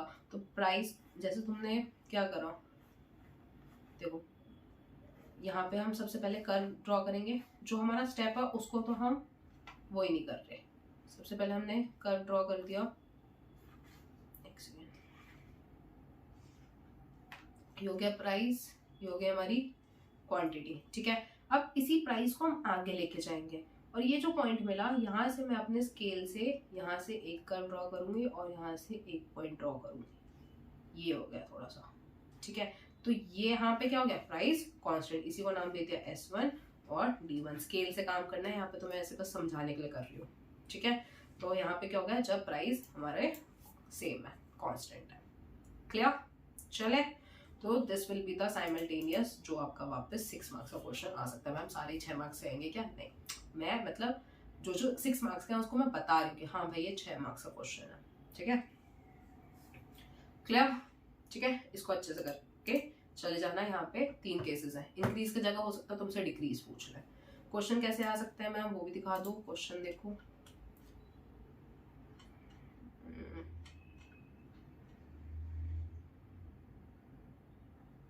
दिखाते हैं हम आपको, ये explain with the help of a diagram how equilibrium time changes when there is a simultaneous increase in both demand and supply। जब दोनों ही increase होता है तब बताओ कि कैसे change आता है। This was of 6। ठीक है, इस तरीके से आपसे क्वेश्चन पूछा जा सकता है। नेक्स्ट, ओके, नेक्स्ट तरीके का क्वेश्चन आपका जो होगा वो आपका बेसिकली होगा कि चेंजेस, इस तरीके से क्वेश्चन पूछा जा सकता है, चेंजेस इन इक्विलिब्रियम क्वांटिटी या price due to other factors. दूसरे फैक्टर्स के चक्कर में क्या क्या चेंजेस आ सकते हैं, मैं सीधा क्वेश्चन पे लेके चल रही हूँ, किस तरीके से क्वेश्चंस आ सकते हैं इसमें। ये क्वेश्चंस अच्छे से करके जाना। देखो एक क्वेश्चन बताती हूँ मैं, हाँ जी, तो क्वेश्चन नंबर 20 अगर ध्यान से देखो क्या बोल रहा है, explain graphically the impact on equilibrium price and on quantity in the following situation, कि इन फॉलोइंग सिचुएशन में इक्विलिब्रियम प्राइस और क्वांटिटी पे क्या फर्क पड़ेगा। इस तरीके से भी क्वेश्चंस पूछे जा सकते हैं। तो हमेशा याद रखना, ये जो चेंज है इसके वजह से या तो डिमांड या तो सप्लाई, दोनों में से एक पे फर्क पड़ेगा। ठीक है, एक पे इम्पैक्ट पड़ेगा। तो किस पे इम्पैक्ट पड़ेगा, ये देखो, अगर कंज्यूमर इनकम है तो किस पे फर्क पड़ना है, डिमांड पे पड़ना है। अभी हम बात नहीं करेंगे क्या होगा, बस ये देखो कि किस पे फर्क पड़ेगा। इनपुट प्राइसेस किस पे पढ़ा हमने, सप्लाई में पढ़ा था। टेक्नोलॉजी कहाँ पढ़ा था, सप्लाई में। कॉम्प्लीमेंट्री गुड स्पेसिफिकली कहाँ पढ़ा था हमने, डिमांड चैप्टर में। ठीक है, यहाँ तक के तो क्लियर है। अब देखो, अब बोल रहा है कि कंज्यूमर की इनकम बढ़ रही है, तो हम मान के चल रहे हैं गुड कैसा है, नॉर्मल। हमेशा अगर कुछ नहीं स्पेसिफाई है हम तो क्या मानेंगे, नॉर्मल गुड्स। नाउ अगर नॉर्मल गुड्स इनकम बढ़ रही है तो नॉर्मल गुड्स की डिमांड भी बढ़ेगी। तो यहाँ पे सप्लाई तो कांस्टेंट रहेगा, बस डिमांड को इंक्रीज करना है। यहाँ पे इनपुट प्राइसेस कम हो रहे हैं, सस्ते हो जा रहे हैं, तो सप्लाई बढ़ जाएगी। यहाँ पे टेक्नोलॉजी इंप्रूव हो गई, सप्लाई अगेन इंक्रीज होगी। कॉम्प्लीमेंट्री गुड्स में कैसा रिलेशन, इनवर्स, तो यहाँ पे इंक्रीज हो रहा है तो डिमांड डिक्रीज हो जाएगी। ठीक है, अब इसी का इम्पैक्ट हमें कर्व में दिखाना है, फटाफट दिखा देते हैं। देखो, अगर हमने फर्स्ट केस में क्या बोला, फर्स्ट केस में जैसे हमारी डिमांड है, सप्लाई है, ये तो कर्व तो बनना ही है, ये तो नॉर्मली जैसे बनते हैं, ये बन गए, ठीक है। अब उसने क्या बोला कि फर्स्ट केस में डिमांड इंक्रीज होगी, लो जी भाई हमने डिमांड को इंक्रीज कर दिया D1, तो अब पॉइंट यहाँ पे आ गया, जिसके वजह से प्राइसेस इंक्रीज हो गए, क्वांटिटी इंक्रीज हो गई। तो हम क्या बोलेंगे कि due to increase in the demand, that is rightward shift in the demand, the equilibrium price and equilibrium quantity both will increase, ठीक है। और अगर यहीं पे ही क्या होता, अगर सप्लाई इंक्रीज करनी होती, ये होगी हमारी डिमांड, ये सप्लाई, ठीक है, प्राइस क्वांटिटी, तो सप्लाई इंक्रीज करनी है तो सप्लाई यहाँ पे इंक्रीज हो गई, S1 डिमांड पे कोई फर्क नहीं पड़ रहा, डिमांड वैसी का वैसी है, किस पे फर्क पड़ रहा है, सप्लाई पे, तो सप्लाई की वजह से प्राइसेस क्या हो गए, कम, बट क्वांटिटी इंक्रीज। तो due to increase in the supply, ठीक है, या ड्यू टू, हम ऐसे भी बोल सकते हैं, a decrease in price of inputs will increase the supply, that is leftward shift in the supply curve, which will decrease the equilibrium price and increase the equilibrium quantity। बस इसको ऐसे अंग्रेजी में लिख के आना है, ठीक है। I hope this is clear, very much clear to you, ये किस तरीके से बनाना है ग्राफ और किस तरीके से आंसर रिप्रेजेंट करना है, ठीक है। तो इस तरीके से क्वेश्चन भी आपको अच्छे से प्रिपेयर करके जाने चाहिए। नेक्स्ट यहीं पे हम चलते हैं कि और किस तरीके से क्वेश्चंस आपका पूछा जा सकता है। क्वेश्चन नंबर 18 अगर आप ध्यान से देखो, इसमें ग्राफ दे दिया, बच्चा भी यहीं पर डर जाएगा, आधा तो डर भी गए होंगे मैम क्या किस तरीके से क्वेश्चन है। देखो तो डरा मत करो, अपने ऊपर कॉन्फिडेंस रखोगे, हमें आता है, ठीक है। अब देखो जैसे ये डायग्राम दिया, उसने बोला DD is the demand curve, पता है भाई ये डिमांड कर्व है, ये सप्लाई कर्व है, ठीक है। अब देखो वो बोल रहा है on the y-axis mark any price showing excess demand। तो अगर किसी को मतलब कॉन्सेप्ट अगर क्लियर है तो हमें पता है कि भाई ऊपर क्या होता है हमारा एक्सेस सप्लाई और नीचे क्या होता है एक्सेस डिमांड। ऊपर एक्सेस सप्लाई होता है, एक्सेस डिमांड होता है नीचे। नहीं पता तो चिंता मत करो, अब बता दिया ना मैंने, ठीक है। पैनिक मत हो कि हाँ हमें नहीं आता ये। अब जब हमें पता है कि नीचे एक्सेस डिमांड है तो नीचे से हम क्या करेंगे, प्राइस लाइन ड्रॉ करेंगे, ठीक है। तो ये क्या बोला, मार्क एनी प्राइस P1, तो ये हो गया हमारा P1 showing the excess demand. तो इस सिचुएशन में क्या हो गया, excess demand. How will equilibrium be restored from the situation of excess demand. अब यहाँ पे इक्विलिब्रियम, यहाँ पे हमारा प्राइस आ गया, तो यहाँ से इक्विलिब्रियम जो है हमारा कैसे रिस्टोर होगा, जब प्राइजेस इंक्रीज होंगे। जब प्राइसेस इंक्रीज होंगे मतलब ऊपर जाएगा तभी तो इक्विलिब्रियम में आएगा। अब बच्चा अगर मान लो ऊपर लाइन खींच देता है एक्सेस डिमांड, मतलब एक्सेस डिमांड अगर ऊपर खींच देता वो तो नीचे लिखता, मतलब यहाँ पे भी मार्क्स गए और यहाँ पे भी मार्क्स गए। समझ आ रही बात। तो ये दोनों एक दूसरे से इंटर रिलेटेड है। क्या कि हमने क्या बोला, सबसे पहले मार्क एनी P1 हमने ड्रॉ कर दिया कि भाई ये है P1 showing the excess demand. अब एक्सेस डिमांड से वापस इक्विलिब्रियम पे आना है तो क्या होना चाहिए, प्राइसेस इंक्रीज होने चाहिए, ठीक है। तीसरा, show how equilibrium price will be affected when increase in demand is equals to decrease in supply for quantity. अब यहाँ पे क्वेश्चन अलग है, क्या बोल रहा है, how equilibrium price will be affected, मतलब ये हमारा लाइन है, ठीक है। अब इसको यहीं पे ड्रॉ करते हैं, देखो क्या क्वेश्चन है। अब इक्विलिब्रियम प्राइस पे क्या फर्क पड़ेगा अगर डिमांड इंक्रीज हुई, ठीक है। डिमांड यहाँ पे इंक्रीज हो रही है, इंक्रीज करते हैं डिमांड को, ठीक है, इज इक्वल टू जितना यहाँ पे डिमांड में तुमने स्पेस रखा है उतना ही स्पेस वो बोल रहा है कि सप्लाई पे रखो, ठीक है, उतना ही सप्लाई पे रखो, बट सप्लाई यहाँ पे डिक्रीज करो। सप्लाई क्या करो यहाँ पे, डिक्रीज। यहाँ पे हमने सप्लाई डिक्रीज कर दी, यहाँ पे स्केल का काम आएगा। अभी तक हमारा एक बढ़ रहा था एक कम हो रहा था, सॉरी दोनों बढ़ रहे थे या तो दोनों कम हो रहे थे। यहाँ पे क्या हो रहा है कि एक कर्व इंक्रीज हो रहा है और एक कर्व डिक्रीज।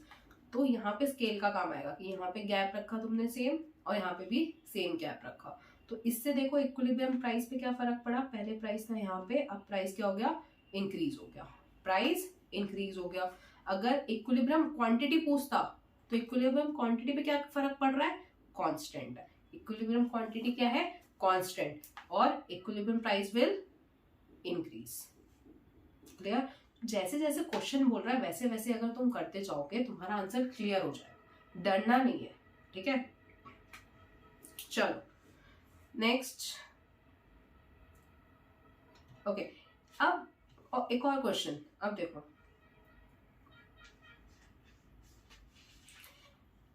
ये क्वेश्चन तो बहुत अच्छे से करके जाना है। देखो, with the help of a diagram show how equilibrium price will remain unchanged, मतलब प्राइस में कोई चेंज नहीं आएगा even after the rightward shift of the demand curve. अब बच्चे का दिमाग में तुरंत दौड़ता है कि भाई प्राइस रिमेन अनचेंज, तो अभी मैम ने ये वाला केस बताया था, यही केस आएगा जहां पे प्राइस क्या होगा, अनचेंज, ये रहा, ठीक है, डिमांड इंक्रीज हो रही है, प्राइस अनचेंज है। बट अगर ध्यान से देखो, क्योंकि उसने बोला डायग्राम, तो ये डायग्राम बना के आ जाएंगे, बट नहीं, उसने सिर्फ ये बोला कि डिमांड राइटवर्ड शिफ्ट हो रही है, ये बोला क्या कि सप्लाई भी राइटवर्ड शिफ्ट हो रही है, नहीं ना। तो ऐसा कौन सा केस है जहां पे प्राइस जो है अनचेंज रहेंगे और सिर्फ डिमांड में चेंज आएगा। यहाँ पे कहीं भी सप्लाई के बारे में नहीं बोला है, तो जब तक ना बोले तब तक मत करो। यहाँ पे जब मैंने ऊपर क्वेश्चन दिखाया था तब यहाँ पे बोथ डिमांड एंड सप्लाई लिखा था, ठीक है। तो यहाँ पे सिर्फ क्या है, सप्लाई में चेंज नहीं लाना है, यहाँ पे सिर्फ डिमांड में चेंज आना है। तो ऐसे केसेस में हमेशा जो कर्व यूज होते हैं वो तो या तो इलास्टिक या इनइलास्टिक होता है, ठीक है। जो दूसरा कर्व होता है, मतलब यहाँ पे सप्लाई के बारे में नहीं बोला, तो यहाँ पे सप्लाई का या तो इलास्टिक होगा या इनइलास्टिक होगा, क्लियर। तो क्योंकि प्राइस कांस्टेंट रहनी चाहिए, तो प्राइस कांस्टेंट किस में होता है, इलास्टिक में। प्राइस कांस्टेंट किस में होता है, इलास्टिक में। तो अगर मैं बोलूं स्पेशल केसेस, नेक्स्ट टॉपिक जो आपको करके जाना है दैट इज स्पेशल केसेस, आपके बुक में दे रखे हैं, तो ये अच्छे से करके जाना। और क्वेश्चन किस टाइप से पूछा जाता है वो मैंने बता दिया इस तरीके से, ठीक है। स्पेशल केसेस के लिए वो एक चीज को अनचेंज बोलेगा, या तो इसको अनचेंज बोलेगा या क्वांटिटी अनचेंज हो गया। जैसे हम आपको दूसरा एग्जांपल भी दिखाते हैं,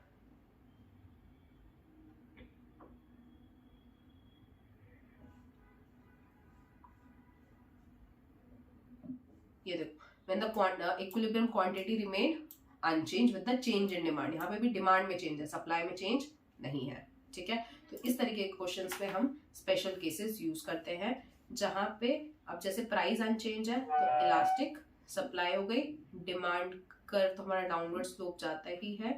अब डिमांड क्योंकि उसने इंक्रीज बोला, राइटवर्ड शिफ्ट बोला, तो हमने राइटवर्ड शिफ्ट कर दिया। तो यहाँ पे price will remain constant and equilibrium quantity will increase, ठीक है। तो इक्विलिब्रियम क्वांटिटी विल इंक्रीज, ये डायग्राम हमने शो कर दिया है, ये आ गया ईपी ईक्यू, ठीक है। I hope this is clear. तो स्पेशल केसेस भी आपको अच्छे से करके जाना है। चलिए नेक्स्ट टॉपिक यहीं पे लिख देती हूँ, प्राइस फ्लोरिंग। ये भी आपको कर लेना, चांसेस है हाँ भी और ना भी, देखते हैं, लेट्स सी।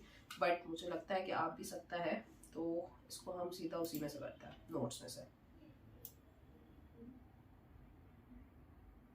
हाँ जी, मिनिमम प्राइस लेजिस्लेशन या फ्लोर प्राइस या price flooring.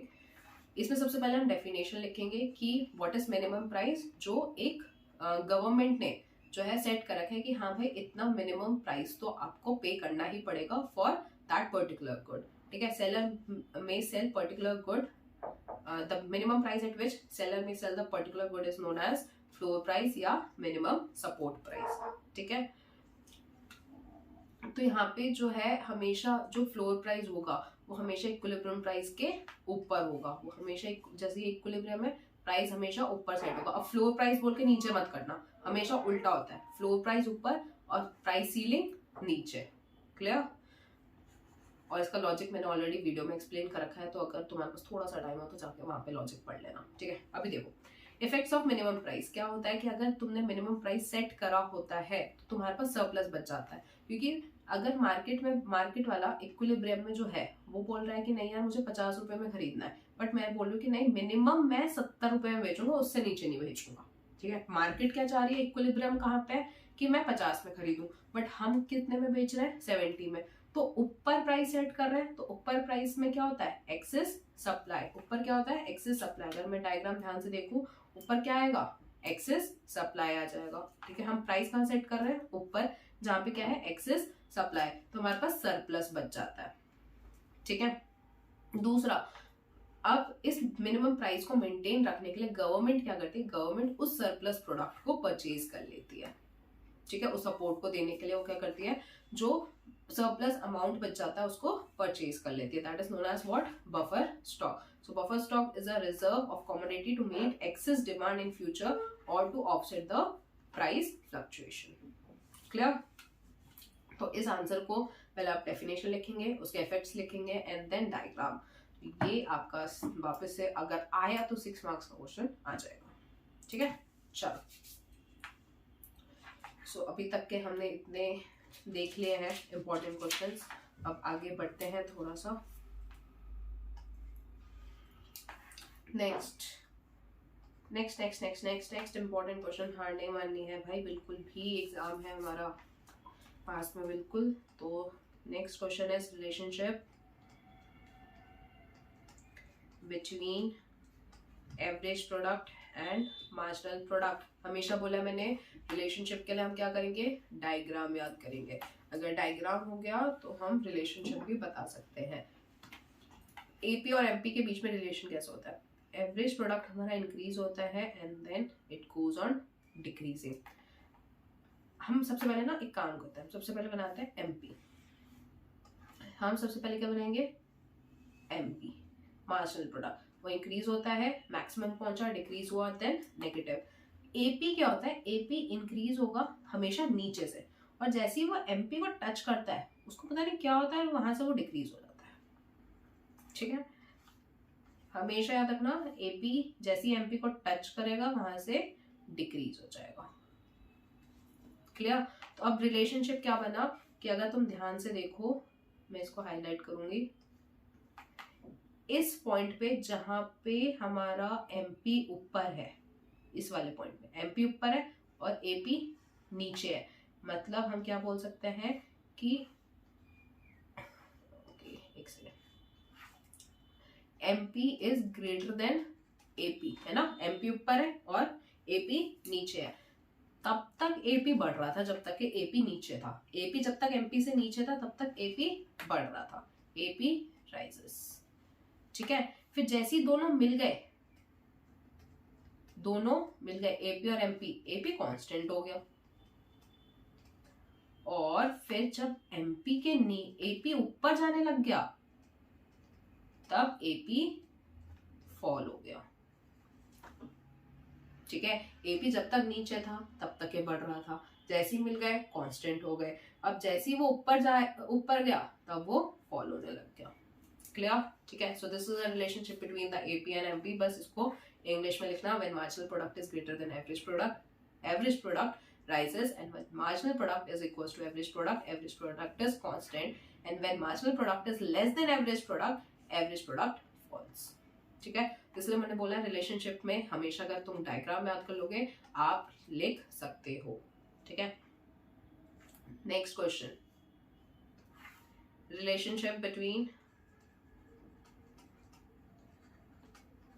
relationship between total product and marginal product. What is the relationship between total product and marginal product? वापस हम डायग्राम बनाएंगे। टोटल प्रोडक्ट हमारा पहले इंक्रीज होता है विद इंक्रीजिंग रेट, फिर इंक्रीज होता है डिक्रीजिंग रेट से, एक सेकेंड, इंक्रीज होगा डिक्रीजिंग रेट से, फिर इंक्रीज होगा इंक्रीजिंग रेट से, फिर डिक्रीजिंग रेट से maximum and then downward slope पे। जब इंक्रीज हो रहा होता है इंक्रीजिंग रेट से और जब स्लोप चेंज होता है तब वहां से हम एक लाइन ड्रॉ करते हैं, मैक्सिमम जब हुआ मैक्सिमम से एक लाइन ड्रॉ करते हैं, फिर हम मार्जिनल प्रोडक्ट को ड्रॉ करेंगे। जैसे पहले लाइन को छुआ वहां से नीचे, दूसरे लाइन को छुआ जीरो हो गया और उसके बाद नेगेटिव। इस तरीके से हमारा कर्व बनता है। कर्व की प्रैक्टिस होनी चाहिए बहुत अच्छे से, ठीक है। अब हम क्या लिखेंगे, हम अब इसी को क्या बोलेंगे, when TU is increasing at increasing rate, जब तक इंक्रीजिंग रेट से इंक्रीज हो रहा था, ठीक है, तब तक एमपी का ओके सॉरी यहाँ पे एपी और एमपी आएगा, एमपी इज इंक्रीजिंग, ठीक है. And when TP is increasing at decreasing rate, जब वो डिक्रीजिंग रेट से इंक्रीज हो रहा था तब एमपी हमारा क्या हो गया, फॉल होने लग गया. यहाँ पे डिक्रीजिंग रेट स्टार्ट हो गया, ठीक है, तो एमपी फॉल हो गया. And when TP reaches maximum, जब मैक्सिमम रीच हुआ MP become zero, MP zero हो गया. मैक्सिमम पॉइंट पे एमपी जीरो हो गया. And when TP starts falling या starts decreasing MP becomes negative. MP क्या हो गया, नेगेटिव हो गया. तो ये चीज हमें याद रखनी है. एक पॉइंट ये, तीसरा एंड चौथा, ठीक है. ये हो गया हमारा रिलेशनशिप. तो कर्व अगर तुम्हारा बन गया तो तुम रिलेशनशिप लिख सकते हो. चलो, तो आई होप ये भी अच्छे से याद हो गया हो तुम्हें. तीसरा क्वेश्चन, इसमें क्वेश्चन पूछा जा सकता है ऑन विच स्टेज, कौन से स्टेज पे प्रोड्यूसर विल ऑपरेट, कौन से स्टेज पे ऑपरेट करता है वो, तो भाई कौन से स्टेज पे ऑपरेट करता है, दैट इज सेकेंड स्टेज पे. कौन से स्टेज पे करेगा, सेकेंड स्टेज पे. तो ये याद रखना जरूरी है, ठीक है. सेकेंड स्टेज पे ये ऑपरेट करता है. Next question, causes of increasing and decreasing return, इसको भी कर लेना, ठीक है. आ भी सकता है, मैं चांस नहीं लेना चाह रही. इंक्रीजिंग रिटर्न के कॉजेस और साथ में डिमिनिशिंग रिटर्न के.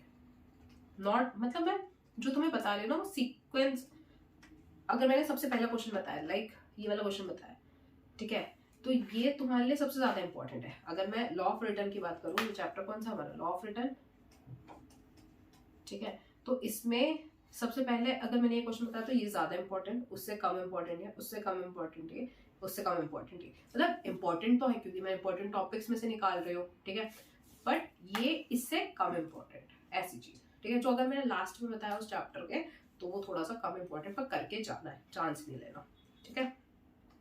चलो नेक्स्ट, बस थोड़ा सा और पेशेंस, ठीक है, थोड़ा सा पेशेंस और. माइक्रो हम खत्म कर रहे हैं. मैंने बहुत बड़ा है माइक्रो, ठीक है, 11 चैप्टर्स हैं, उसमें से मैंने टॉपिक्स इतने टॉपिक्स निकाले हैं तुम्हारे लिए. तो थोड़ी सी मेहनत तो तुम्हें भी करनी पड़ेगी, हिम्मत तुम्हें भी करनी पड़ेगी, ठीक है. चलो नेक्स्ट हमारा चैप्टर कॉस्ट एंड रेवेन्यू. उसमें से हमारा सबसे पहले तो न्यूमेरिकल सबसे इंपॉर्टेंट है, तो वो न्यूमेरिकल वाले उसमें हो जाएगा. जहाँ पे न्यूमेरिकल्स हैं करना इंपॉर्टेंट है, जिस चैप्टर में न्यूमेरिकल है वहाँ पे मैं लिखवा दे रही हूँ कि हाँ न्यूमेरिकल है इस चैप्टर में, ठीक है, ताकि तुम्हें आइडिया रहे कि किस किस के न्यूमेरिकल्स हमें करने हैं. Then reasons behind TC, TVC and TFC. Total cost, total variable cost and TFC, इन कर्व के जो है रीजंस आपसे पूछे जा सकते हैं. किस तरीके से क्वेश्चंस आते हैं, लेट्स सी दैट. कॉस्ट के क्वेश्चंस हमारे पास,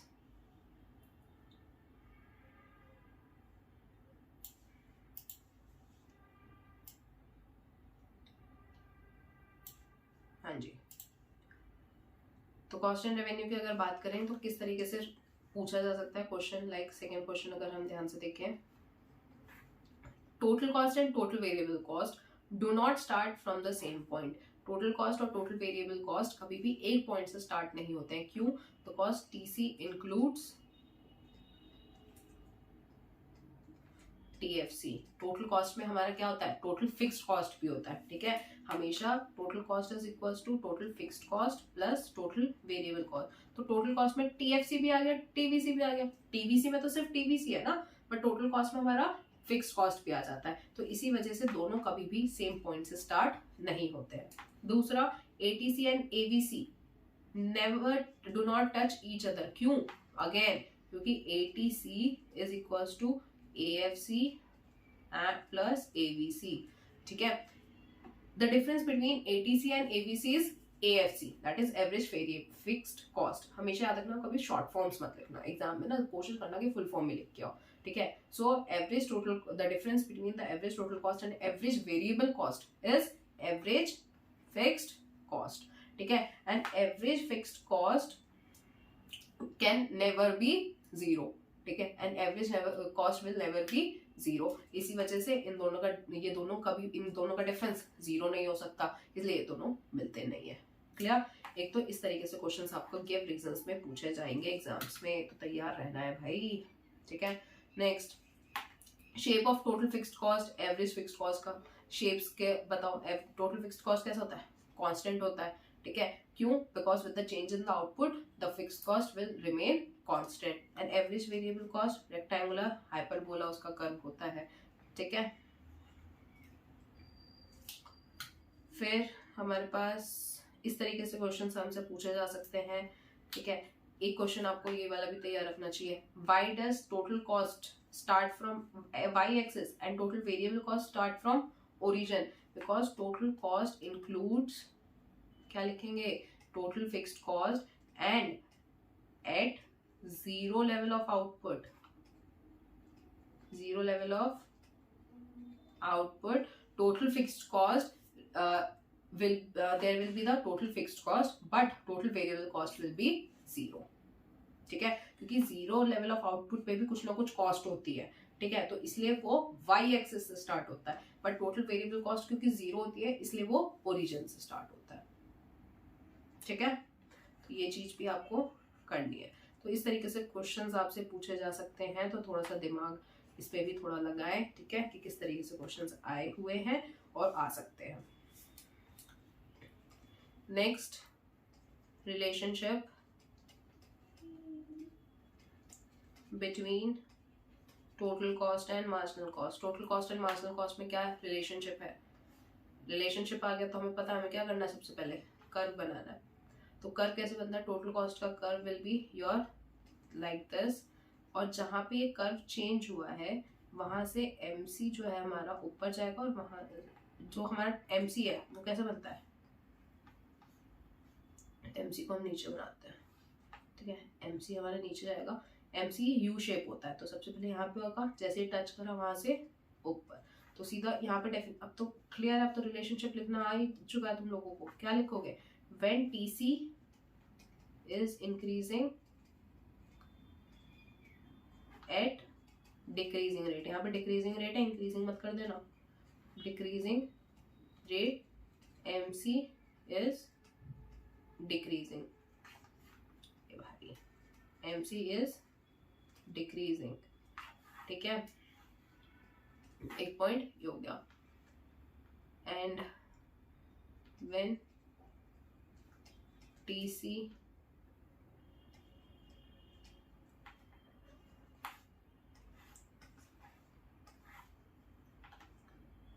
is minimum MC is minimum. ये इस पॉइंट को अभी यहाँ पे ये ना लिख के ना ये लिखो, and TC is increasing at decreasing rate, मतलब इसका तो उल्टा लिख सकते हो ना, when TC is increasing at a increasing rate आ जाएगा, देन एमपी इज इंक्रीजिंग। ठीक है, मतलब इसी का उल्टा पॉइंट है यहाँ पे। आई होप दिस इज क्लियर। ठीक है, इसका और रिलेशनशिप को यहाँ पे लिख लेना। अभी मैं आगे बढ़ रही हूँ क्योंकि बहुत सारा कुछ बताना है मुझे। नेक्स्ट, रिलेशनशिप किसके बीच में? इतने सारे रिलेशंस पढ़ रहे हैं भाई हमारे बच्चे भी कह रहे होंगे हमारा तो कुछ हो नहीं रहा है मैम।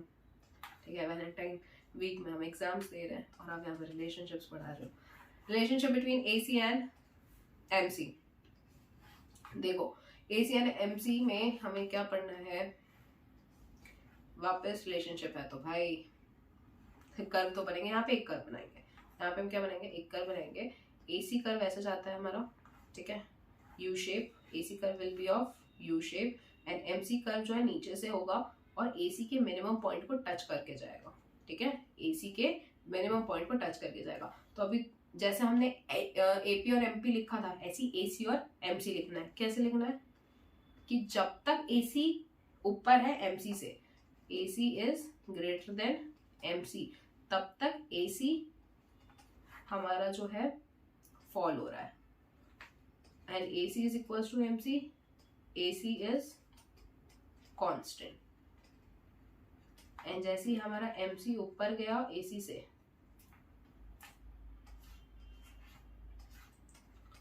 तब तक MC इज राइजिंग। ठीक है, इस तरीके से आप रिलेशनशिप लिख के आओगे AC एंड MC के बीच में। नेक्स्ट आपका लॉन्ग रन, अभी जो आपका है लॉन्ग रन कॉस्ट कर्व, उसको भी कर ही लेना। Same long run cost curve में हमेशा याद रखना, लॉन्ग रन कॉस्ट कर्व जो है आपका सिर्फ एक ही है, दैट इज AC और MC।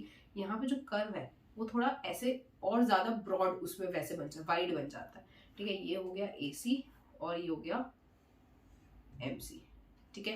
Relationship will be same, जो अभी हमने पीछे देखा, ये वाले 3 पॉइंट्स जो है हमारे, यही पॉइंट्स यहाँ पे आएंगे, ठीक है। चलो, तो ये हो गया हमारा लॉन्ग रन कॉस्ट कर्व, ये आपको करना है। ये सारे इंपॉर्टेंट क्वेश्चंस कॉस्ट के भी हो गए। नेक्स्ट थोड़ा सा पेशेंस और, बस लास्ट 3 चैप्टर्स और बताने हैं मुझे। ऑलमोस्ट मैंने सब कुछ बता दिया है, 3 चैप्टर्स बस लास्ट के, ठीक है। फटाफट करते हैं इसे भी कंप्लीट। चलो नेक्स्ट क्वेश्चन,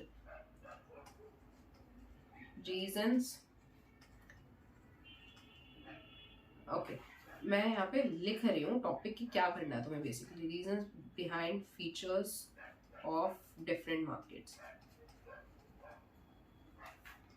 जो भी मार्केट के फीचर्स है, लाइक अगर मैं बात कर रही हूँ freedom of entry and exit, कहीं पे भी तुम्हें ये दिख रहा है तो इसके पीछे का तुम्हें रीजन भी पता होना चाहिए। What is freedom of entry and exit? अगर कोई भी मार्केट है, लाइक तुम्हारा परफेक्ट कंपटीशन है या मोनोपोलिस्टिक कंपटीशन है, जहां पे फ्रीडम है ऑफ एंट्री एंड एक्सिट, इसका मतलब कोई भी आ सकता है, कोई भी जा सकता है। अब इससे इम्पैक्ट क्या पड़ रहा है, ठीक है। हम बेसिकली, मैं यहाँ पे रीजन ना लिख के मैं यहाँ पे लिखती हूँ इम्पैक्ट, ठीक है। इससे इम्पैक्ट क्या पड़ेगा कि कोई भी आ सकता है, कोई भी जा सकता है, ठीक है। अगर मार्केट में शॉर्ट रन में, इससे क्या होगा कि अगर शॉर्ट रन में तुम्हारे एबनॉर्मल प्रॉफिट हो रहे हैं, एबनॉर्मल प्रॉफिट मतलब जब प्रॉफिट बहुत ज्यादा होता है, that is known as abnormal profit. Abnormal profit कब होता है? जब टोटल रेवेन्यू आपका, या इसको मैं टोटल रेवेन्यू ना बोल के एवरेज रेवेन्यू लिखती हूँ, एवरेज रेवेन्यू आपका एवरेज कॉस्ट से ज्यादा आता है, मतलब कॉस्ट से ज्यादा अगर आपकी रेवेन्यू होती है, then that is known as abnormal profit. तो अगर शॉर्ट टर्म में एबनॉर्मल प्रॉफिट कमा रहे हो तो, ठीक है, तो भाई दूसरा वाला जिसको बिजनेस करना है वो देखेगा यार इस कंपनी में तो बहुत ज्यादा प्रॉफिट हो रहा है, हाँ या नहीं, इस कंपनी में बहुत ज्यादा प्रॉफिट है और उस मार्केट में घुसना आसान है। क्यों? क्योंकि freedom of entry and exit है, freedom of entry and exit है। तो बंदा कहेगा यार इस मार्केट में घुसना तो आसान है और इसमें प्रॉफिट भी दिख रहा है, तो एक काम करता हूँ, मैं भी ये काम करना स्टार्ट कर देता हूँ, हाँ या नहीं। तो आसानी से कोई भी आ सकता है, ठीक है। तो अब यहाँ पे क्या होगा कि लॉन्ग रन में और भी लोग जुड़ने लग जाएंगे और वापस ये जो एबनॉर्मल प्रॉफिट कमा रहे हैं अभी वापस नॉर्मल हो जाएगा। क्यों? क्योंकि अब सप्लाई बढ़ जाएगी और डिमांड कम, मतलब डिमांड इतनी है, सप्लाई इतनी, डिमांड इतनी, इसी वजह से प्रॉफिट हो पा रहा था क्योंकि वो ज्यादा प्राइस में बेच पा रहा था। अब सप्लाई बढ़ जाएगा, क्यों? क्योंकि और भी लोग जुड़ जाएंगे, तो यहाँ पे वापस से क्या होगा, नॉर्मल प्रॉफिट सिचुएशन पे आ जाएंगे जहां पे उतना कमा रहे हैं जितनी कॉस्ट है, ठीक है। तो freedom of entry and exit की वजह से शॉर्ट रन में एबनॉर्मल प्रॉफिट होता है पर लॉन्ग रन में नॉर्मल प्रॉफिट होगा।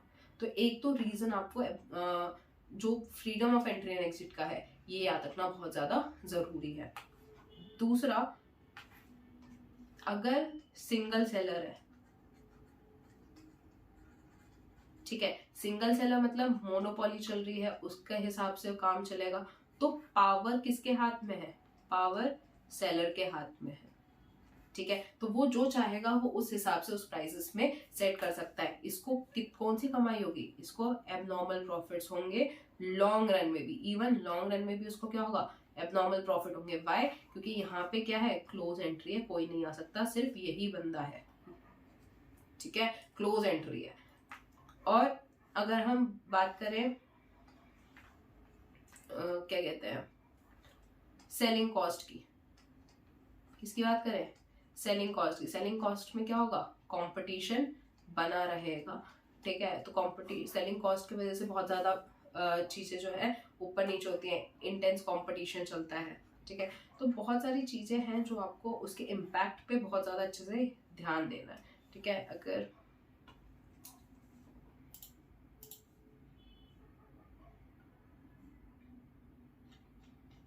मैं क्वेश्चन पे आपको लेके चलती हूँ,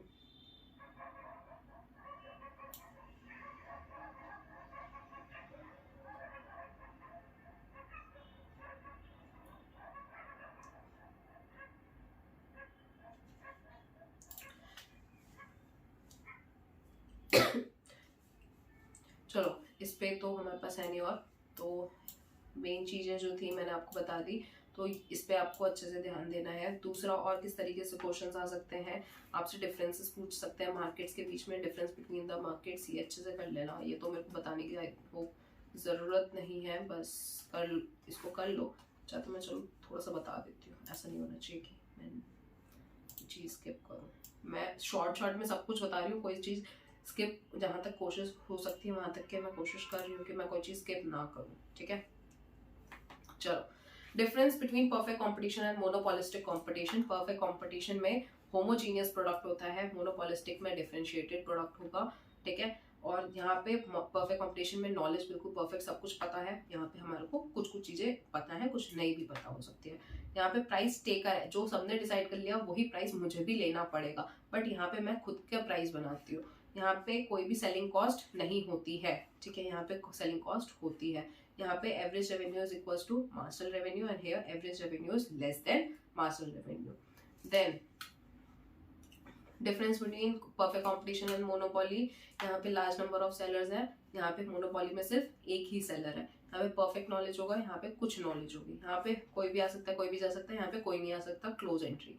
यहाँ पे मार्केट में कोई पावर नहीं होगी क्योंकि बहुत सारे लोग हो गए। यहाँ पे बहुत ज्यादा पावर किसके हाथ में है, सेलर के हाथ में, ठीक है। ये बंदा प्राइस टेकर है, ये प्राइस मेकर है, मैं ही अकेला, मैं अपना प्राइस बनाऊंगा। यहाँ पे average revenue's equal to marginal revenue and average revenue is less than marginal revenue. यहाँ पे प्रॉफिट्स नॉर्मल होंगे, यहाँ पे एबनॉर्मल होंगे, ठीक है।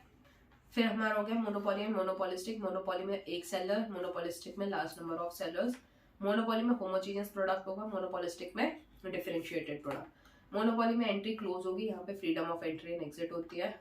एंड सेलिंग कॉस्ट मोनोपोली में नहीं होगा, हमारा मोनोपोलिस्टिक में होता है। प्रॉफिट्स यहाँ पे एबनॉर्मल होंगे क्योंकि एक ही बंदा है, और मोनोपोलिस्टिक में जो है हमारे नॉर्मल प्रॉफिट्स होंगे। मार्केट पावर यहाँ पे बहुत ज्यादा होगी, यहाँ पे थोड़ी बहुत होती है, ठीक है। चलो, सो this is the difference between monopoly and monopolistic. Let's move on. चलो, नेक्स्ट है हमारा curve of monopoly, monopolistic, monopoly, monopolistic and perfect competition. चलिए, कर्व कैसे बनता है हमारा, हमेशा याद रखना, परफेक्ट कंपटीशन का कर्व, जहाँ पे यहाँ पे जो कर्व है ना, यहाँ पे कर्व की बात करें डिमांड कर्व की, और डिमांड कर्व किसका कर्व होता है, average revenue. Average revenue represents the demand curve for the markets, ठीक है, हमेशा याद रखना, average revenue represents the demand curve for the markets. तो परफेक्ट कंपटीशन में एआर का कर्व कैसे बनता है हमारा, स्ट्रेट, ठीक है, क्योंकि यहाँ पे प्राइसेस कांस्टेंट होता है परफेक्ट कंपटीशन में। और जो मोनोपोली का कर्व बनता है, ये हो गया हमारा, एक सेकेंड, ये हमारा कर्व हो गया और ये कर्व हो गया, ठीक है, टच नहीं करता ये, ठीक है, इसको थोड़ा सा ऊपर बनाते हैं, ठीक। तो ये कर्व हो गया इलास्टिक, ठीक है, ये हो गया हमारा बिल्कुल, ये हो गया बिल्कुल ही परफेक्टली इलास्टिक, सॉरी, हो गया हमारा परफेक्टली इलास्टिक। ये हो गया हमारा हाई इलास्टिक, जो कि हमारा मोनोपोलिस्टिक का, किसका है, मोनोपोलिस्टिक पॉलिस्टिक का। और ये हो गया हमारा लेस इलास्टिक, ये किसका हो गया, लेस इलास्टिक, किसका, मोनोपोली का, ठीक है। इस तरीके से कर्व बनता है एआर, परफेक्ट कंपटीशन का कर्व जो है। देखो, परफेक्ट कंपटीशन बोलेगा तो ऐसे कर्व बनाना है, मोनोपोलिस्टिक बोलेगा तो ऐसे कर्व, थोड़ा फ्लैटर, कैसा कर्व बनेगा, थोड़ा फ्लैटर कर्व बनेगा, ऐसे, ठीक है। और अगर मोनोपोली का बोलेगा तो जो है हमारा स्टीपर बनेगा, ये बन गया स्टीपर। मोनोपोली का फ्लैटर, मोनोपोलिस्टिक का, और हमारा परफेक्ट कंपटीशन का। चलिए, next important question, normal profits और सुपर नॉर्मल प्रॉफिट की सिचुएशन अंडर परफेक्ट कंपटीशन अगर पूछा जाए, ये दोनों अच्छे से करके जाना इंपॉर्टेंट है। ठीक है। नॉर्मल प्रॉफिट का कर्व कैसे बनता है? नॉर्मल प्रॉफिट सिचुएशन कब होती है? जब average revenue is equals to average cost, और super normal profit when average revenue is greater than average cost. Average revenue is equals to average cost, साथ ही साथ हमारे दोनों ही सिचुएशन में MR should be equals to MC, MR should be equals to MC. ये situation equilibrium की है, मतलब इक्विलिब्रियम तो है ही है, मार्केट में इक्विलिब्रियम है, बट साथ में नॉर्मल प्रॉफिट है या सुपर नॉर्मल प्रॉफिट है, तो इन दोनों के कर्व बनना है। तो कैसे बनेगा? ये हमारा हो गया मार्केट, जहां पे A R is equals to M R equals to price, ठीक है, A R equals to M R equals to price, ठीक है। नाउ अब ए आर तो एवरेज रेवेन्यू आ गया, अब एवरेज रेवेन्यू के इक्वल होना चाहिए एवरेज कॉस्ट, और एवरेज कॉस्ट कैसे जाता है? U shape.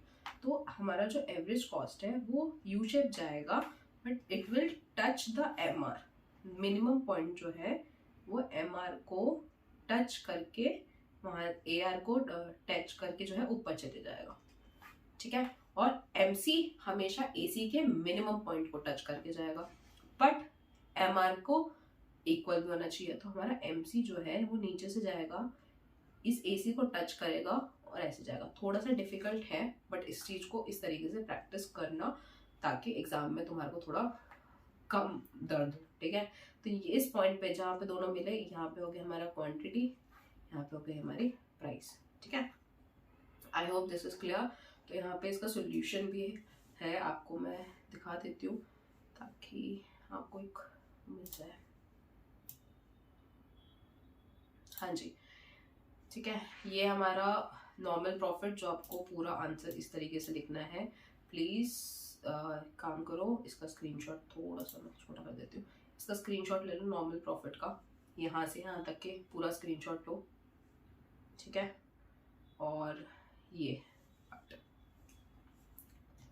ठीक है, आई होप तुमने स्क्रीनशॉट ले लिया है इसका, ठीक है, नॉर्मल प्रॉफिट का आंसर का, और साथ ही साथ सुपर नॉर्मल का भी ले लो। अभी मैं समझा रही हूँ, समझाना भी बाकी है, बट ले लो, ठीक है, इसका और कर्व, ठीक है। आई होप तुम दोनों के स्क्रीनशॉट्स ले चुके हो। तो ये तो हो गया normal profit. Then super normal का कर्व कैसे बनेगा? एवरेज रेवेन्यू से कम होना चाहिए एवरेज कॉस्ट, तो एवरेज कॉस्ट हो गया हमारा कम सुपर नॉर्मल प्रॉफिट में, ठीक है। और एसी एमसी जो है इसको टच करके जाए। अब इक्विलिब्रियम तो यहाँ पे आया, तो ये सिचुएशन में हमने नीचे दिया, बट कॉस्ट कहाँ से कवर होगा हमारा? यहाँ से, क्योंकि एसी हमारा ये है, तो ये वाला जो पार्ट है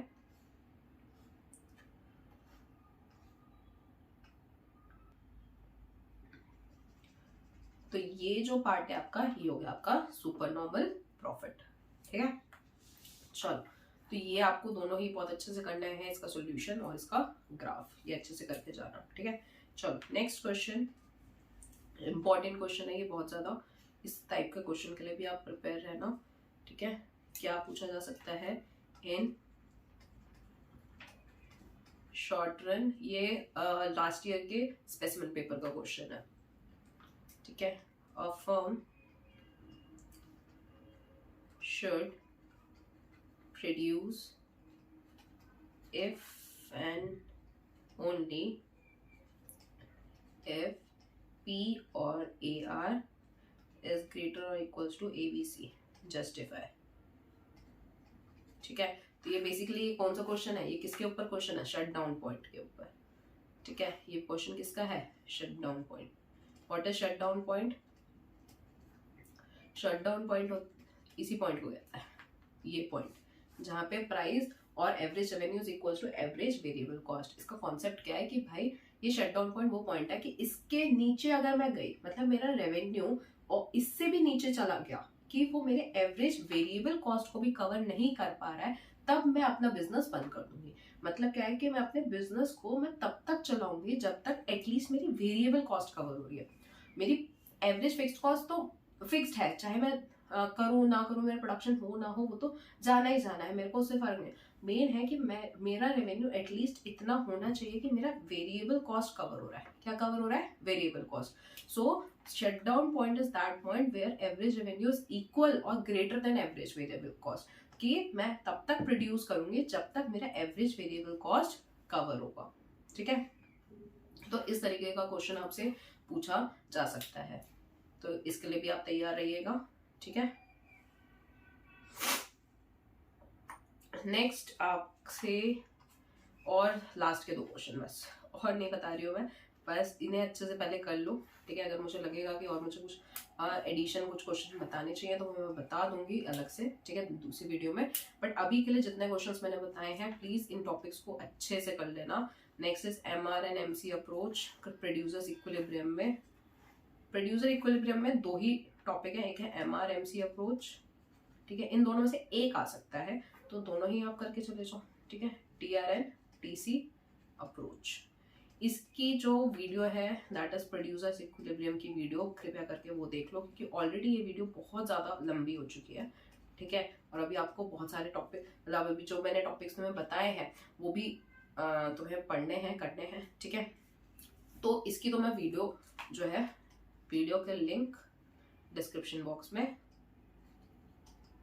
ठीक है, डाल रही हूँ, तो वहां पे जो है आप इस वीडियो को खोलो और उसको अच्छे से, MR MC अप्रोच को मैंने दोनों को अच्छे से समझा रखा है, तो डायग्राम विद एक्सप्लेनेशन वहां पे आपका हो जाएगा। ठीक है, तो मैंने अपने बेस्ट कोशिश करी है कि मैं आपको सारे टॉपिक्स, जो इम्पोर्टेंट टॉपिक्स आपको करने चाहिए वो बता दूं। हाँ, आई एग्री कि मैंने बहुत जल्दी थोड़ा स्पीड पकड़ा है, क्योंकि ये आपका पॉइंट जो है ना, ये पॉइंट है आपका एग्जाम का, कि अभी भाई बस 2 दिन में आपके एग्जाम्स हैं। ठीक है, मुझे पता है कि अभी तुम्हारा इंग्लिश का पेपर है, तुमने ये वीडियो तुम नहीं देख रहे हो, कॉमर्स के एग्जाम की तैयारी कर रहे हो नेक्स्ट। ठीक है, फिर जिसके पास मैथ्स है वो मैथ्स की तैयारी, वो इको क्यों पढ़ेगा। ठीक है, अब जब तुम इको पढ़ने बैठे हो उसके 2 दिन बाद ही तुम्हारे इको का एग्जाम है। ये वीडियो जो देख रहा है उसके 2 दिन बाद एग्जाम है, तो मैं अभी बैठ के अभी तुम्हें सारी चीजें डीपली पढ़ाऊंगा, वो 2 की स्पीड में चढ़ा के वो आगे स्किप कर देगा कि हाँ ठीक है ठीक है ठीक है, मैं अलग से पढ़ लूंगा। ठीक है, तो तुम 2 की स्पीड में भगाओ, उससे अच्छा मैंने 2 की स्पीड में भगा दिया, तो उसको प्लीज 1 के स्पीड में रखना, क्योंकि मैं ऑलरेडी 2 की स्पीड में चली हूँ। ठीक है, तो इसको 1 के स्पीड में देखो, और अब तो क्या देख ही लिया होगा तुमने तो पूरी वीडियो 2 की स्पीड में वापस से देख पर नोट्स मैंने जैसे सजेस्ट किया, आई होप तुमने नोट्स बनाते गए हो, तो मेरे साथ तुम टॉपिक्स लिखते गए हो, क्या क्या इंपॉर्टेंट टॉपिक्स है। अब जस्ट ओपन योर बुक्स और नोट्स जो भी तुम्हारे पास है उसको ओपन करो और अब पढ़ना स्टार्ट कर दो फटाफट। जो भी टॉपिक्स मैंने बोले सबसे पहले वो कवर करो। ठीक है, माइक्रो इकोनॉमिक्स के जितने इंपॉर्टेंट टॉपिक्स हैं पहले उसको याद कर लो, अगर याद पहले से कर रखे हैं रिवाइज कर लो। ठीक है, और अगर अभी भी अगर तुम्हारे पास टाइम है, जिसके पास मैथ्स का एग्जाम नहीं है और वो वीडियो देख रहा है, प्लीज अभी याद करने बैठ जाओ, सारे के सारे टॉपिक, जितने भी टॉपिक्स मैंने बताए हैं सारे के सारे टॉपिक्स याद कर लो। ठीक है, इसमें से मैं होप कर रही हूँ कि तुम्हारे 25 से 30 मार्क्स तुम्हारे कवर हो जाएंगे, और भाई ये बहुत ज्यादा है, जिसको सिर्फ पास होना वो पास हो रहा है यहाँ पे। ठीक है, इस एक वीडियो से वो पास हो जाएगा अगर इसने ये टॉपिक्स कर दिए, तो प्लीज ये अच्छे से कर लो। ठीक है, तो इस वीडियो के लिए हम माइक्रो इकोनॉमिक्स को यहीं पे रखते हैं, इतना ही। मैंने डिस्क्रिप्शन बॉक्स में मैं जितने भी वीडियोस हैं अभी माइक्रो इकोनॉमिक्स के, ठीक है, जिसमें डिटेल एक ही वीडियो, एक चैप्टर एक वीडियो में कवर हो रहा है। ठीक है, तो अगर जिसको वो देखना है वो उस वीडियो में जाओ और वो देख लो। ठीक है, कोई भी डाउट्स हैं, कुछ भी है, टेलीग्राम ग्रुप के लिंक भी आपका डिस्क्रिप्शन बॉक्स में है, उसमें डाउट्स पूछो जाके मुझसे, या कमेंट बॉक्स में पूछ सकते हो, मैं दोनों ही जगह आपका रिप्लाई कर दूंगी। डोंट वरी, एग्जाम्स हैं तो मैं भी थोड़ा सा एक्टिव हूँ कि हाँ तुम्हारा रिप्लाई मिल जाए आपको। ठीक है, चलो, तो इस वीडियो के लिए बस इतना ही। अपने दोस्तों के साथ प्लीज शेयर करो, उनकी भी मदद करो, उनको भी बताओ कि भाई ये टॉपिक्स करके जल्दी जा, बोर्ड्स में मार्क्स आ जाएंगे। ठीक है, चलो, so that's all from my side, thank you so much. मिलते हैं अगली वीडियो में विद मैक्रो इकोनॉमिक्स के इंपॉर्टेंट टॉपिक्स। चलो, बाय बाय।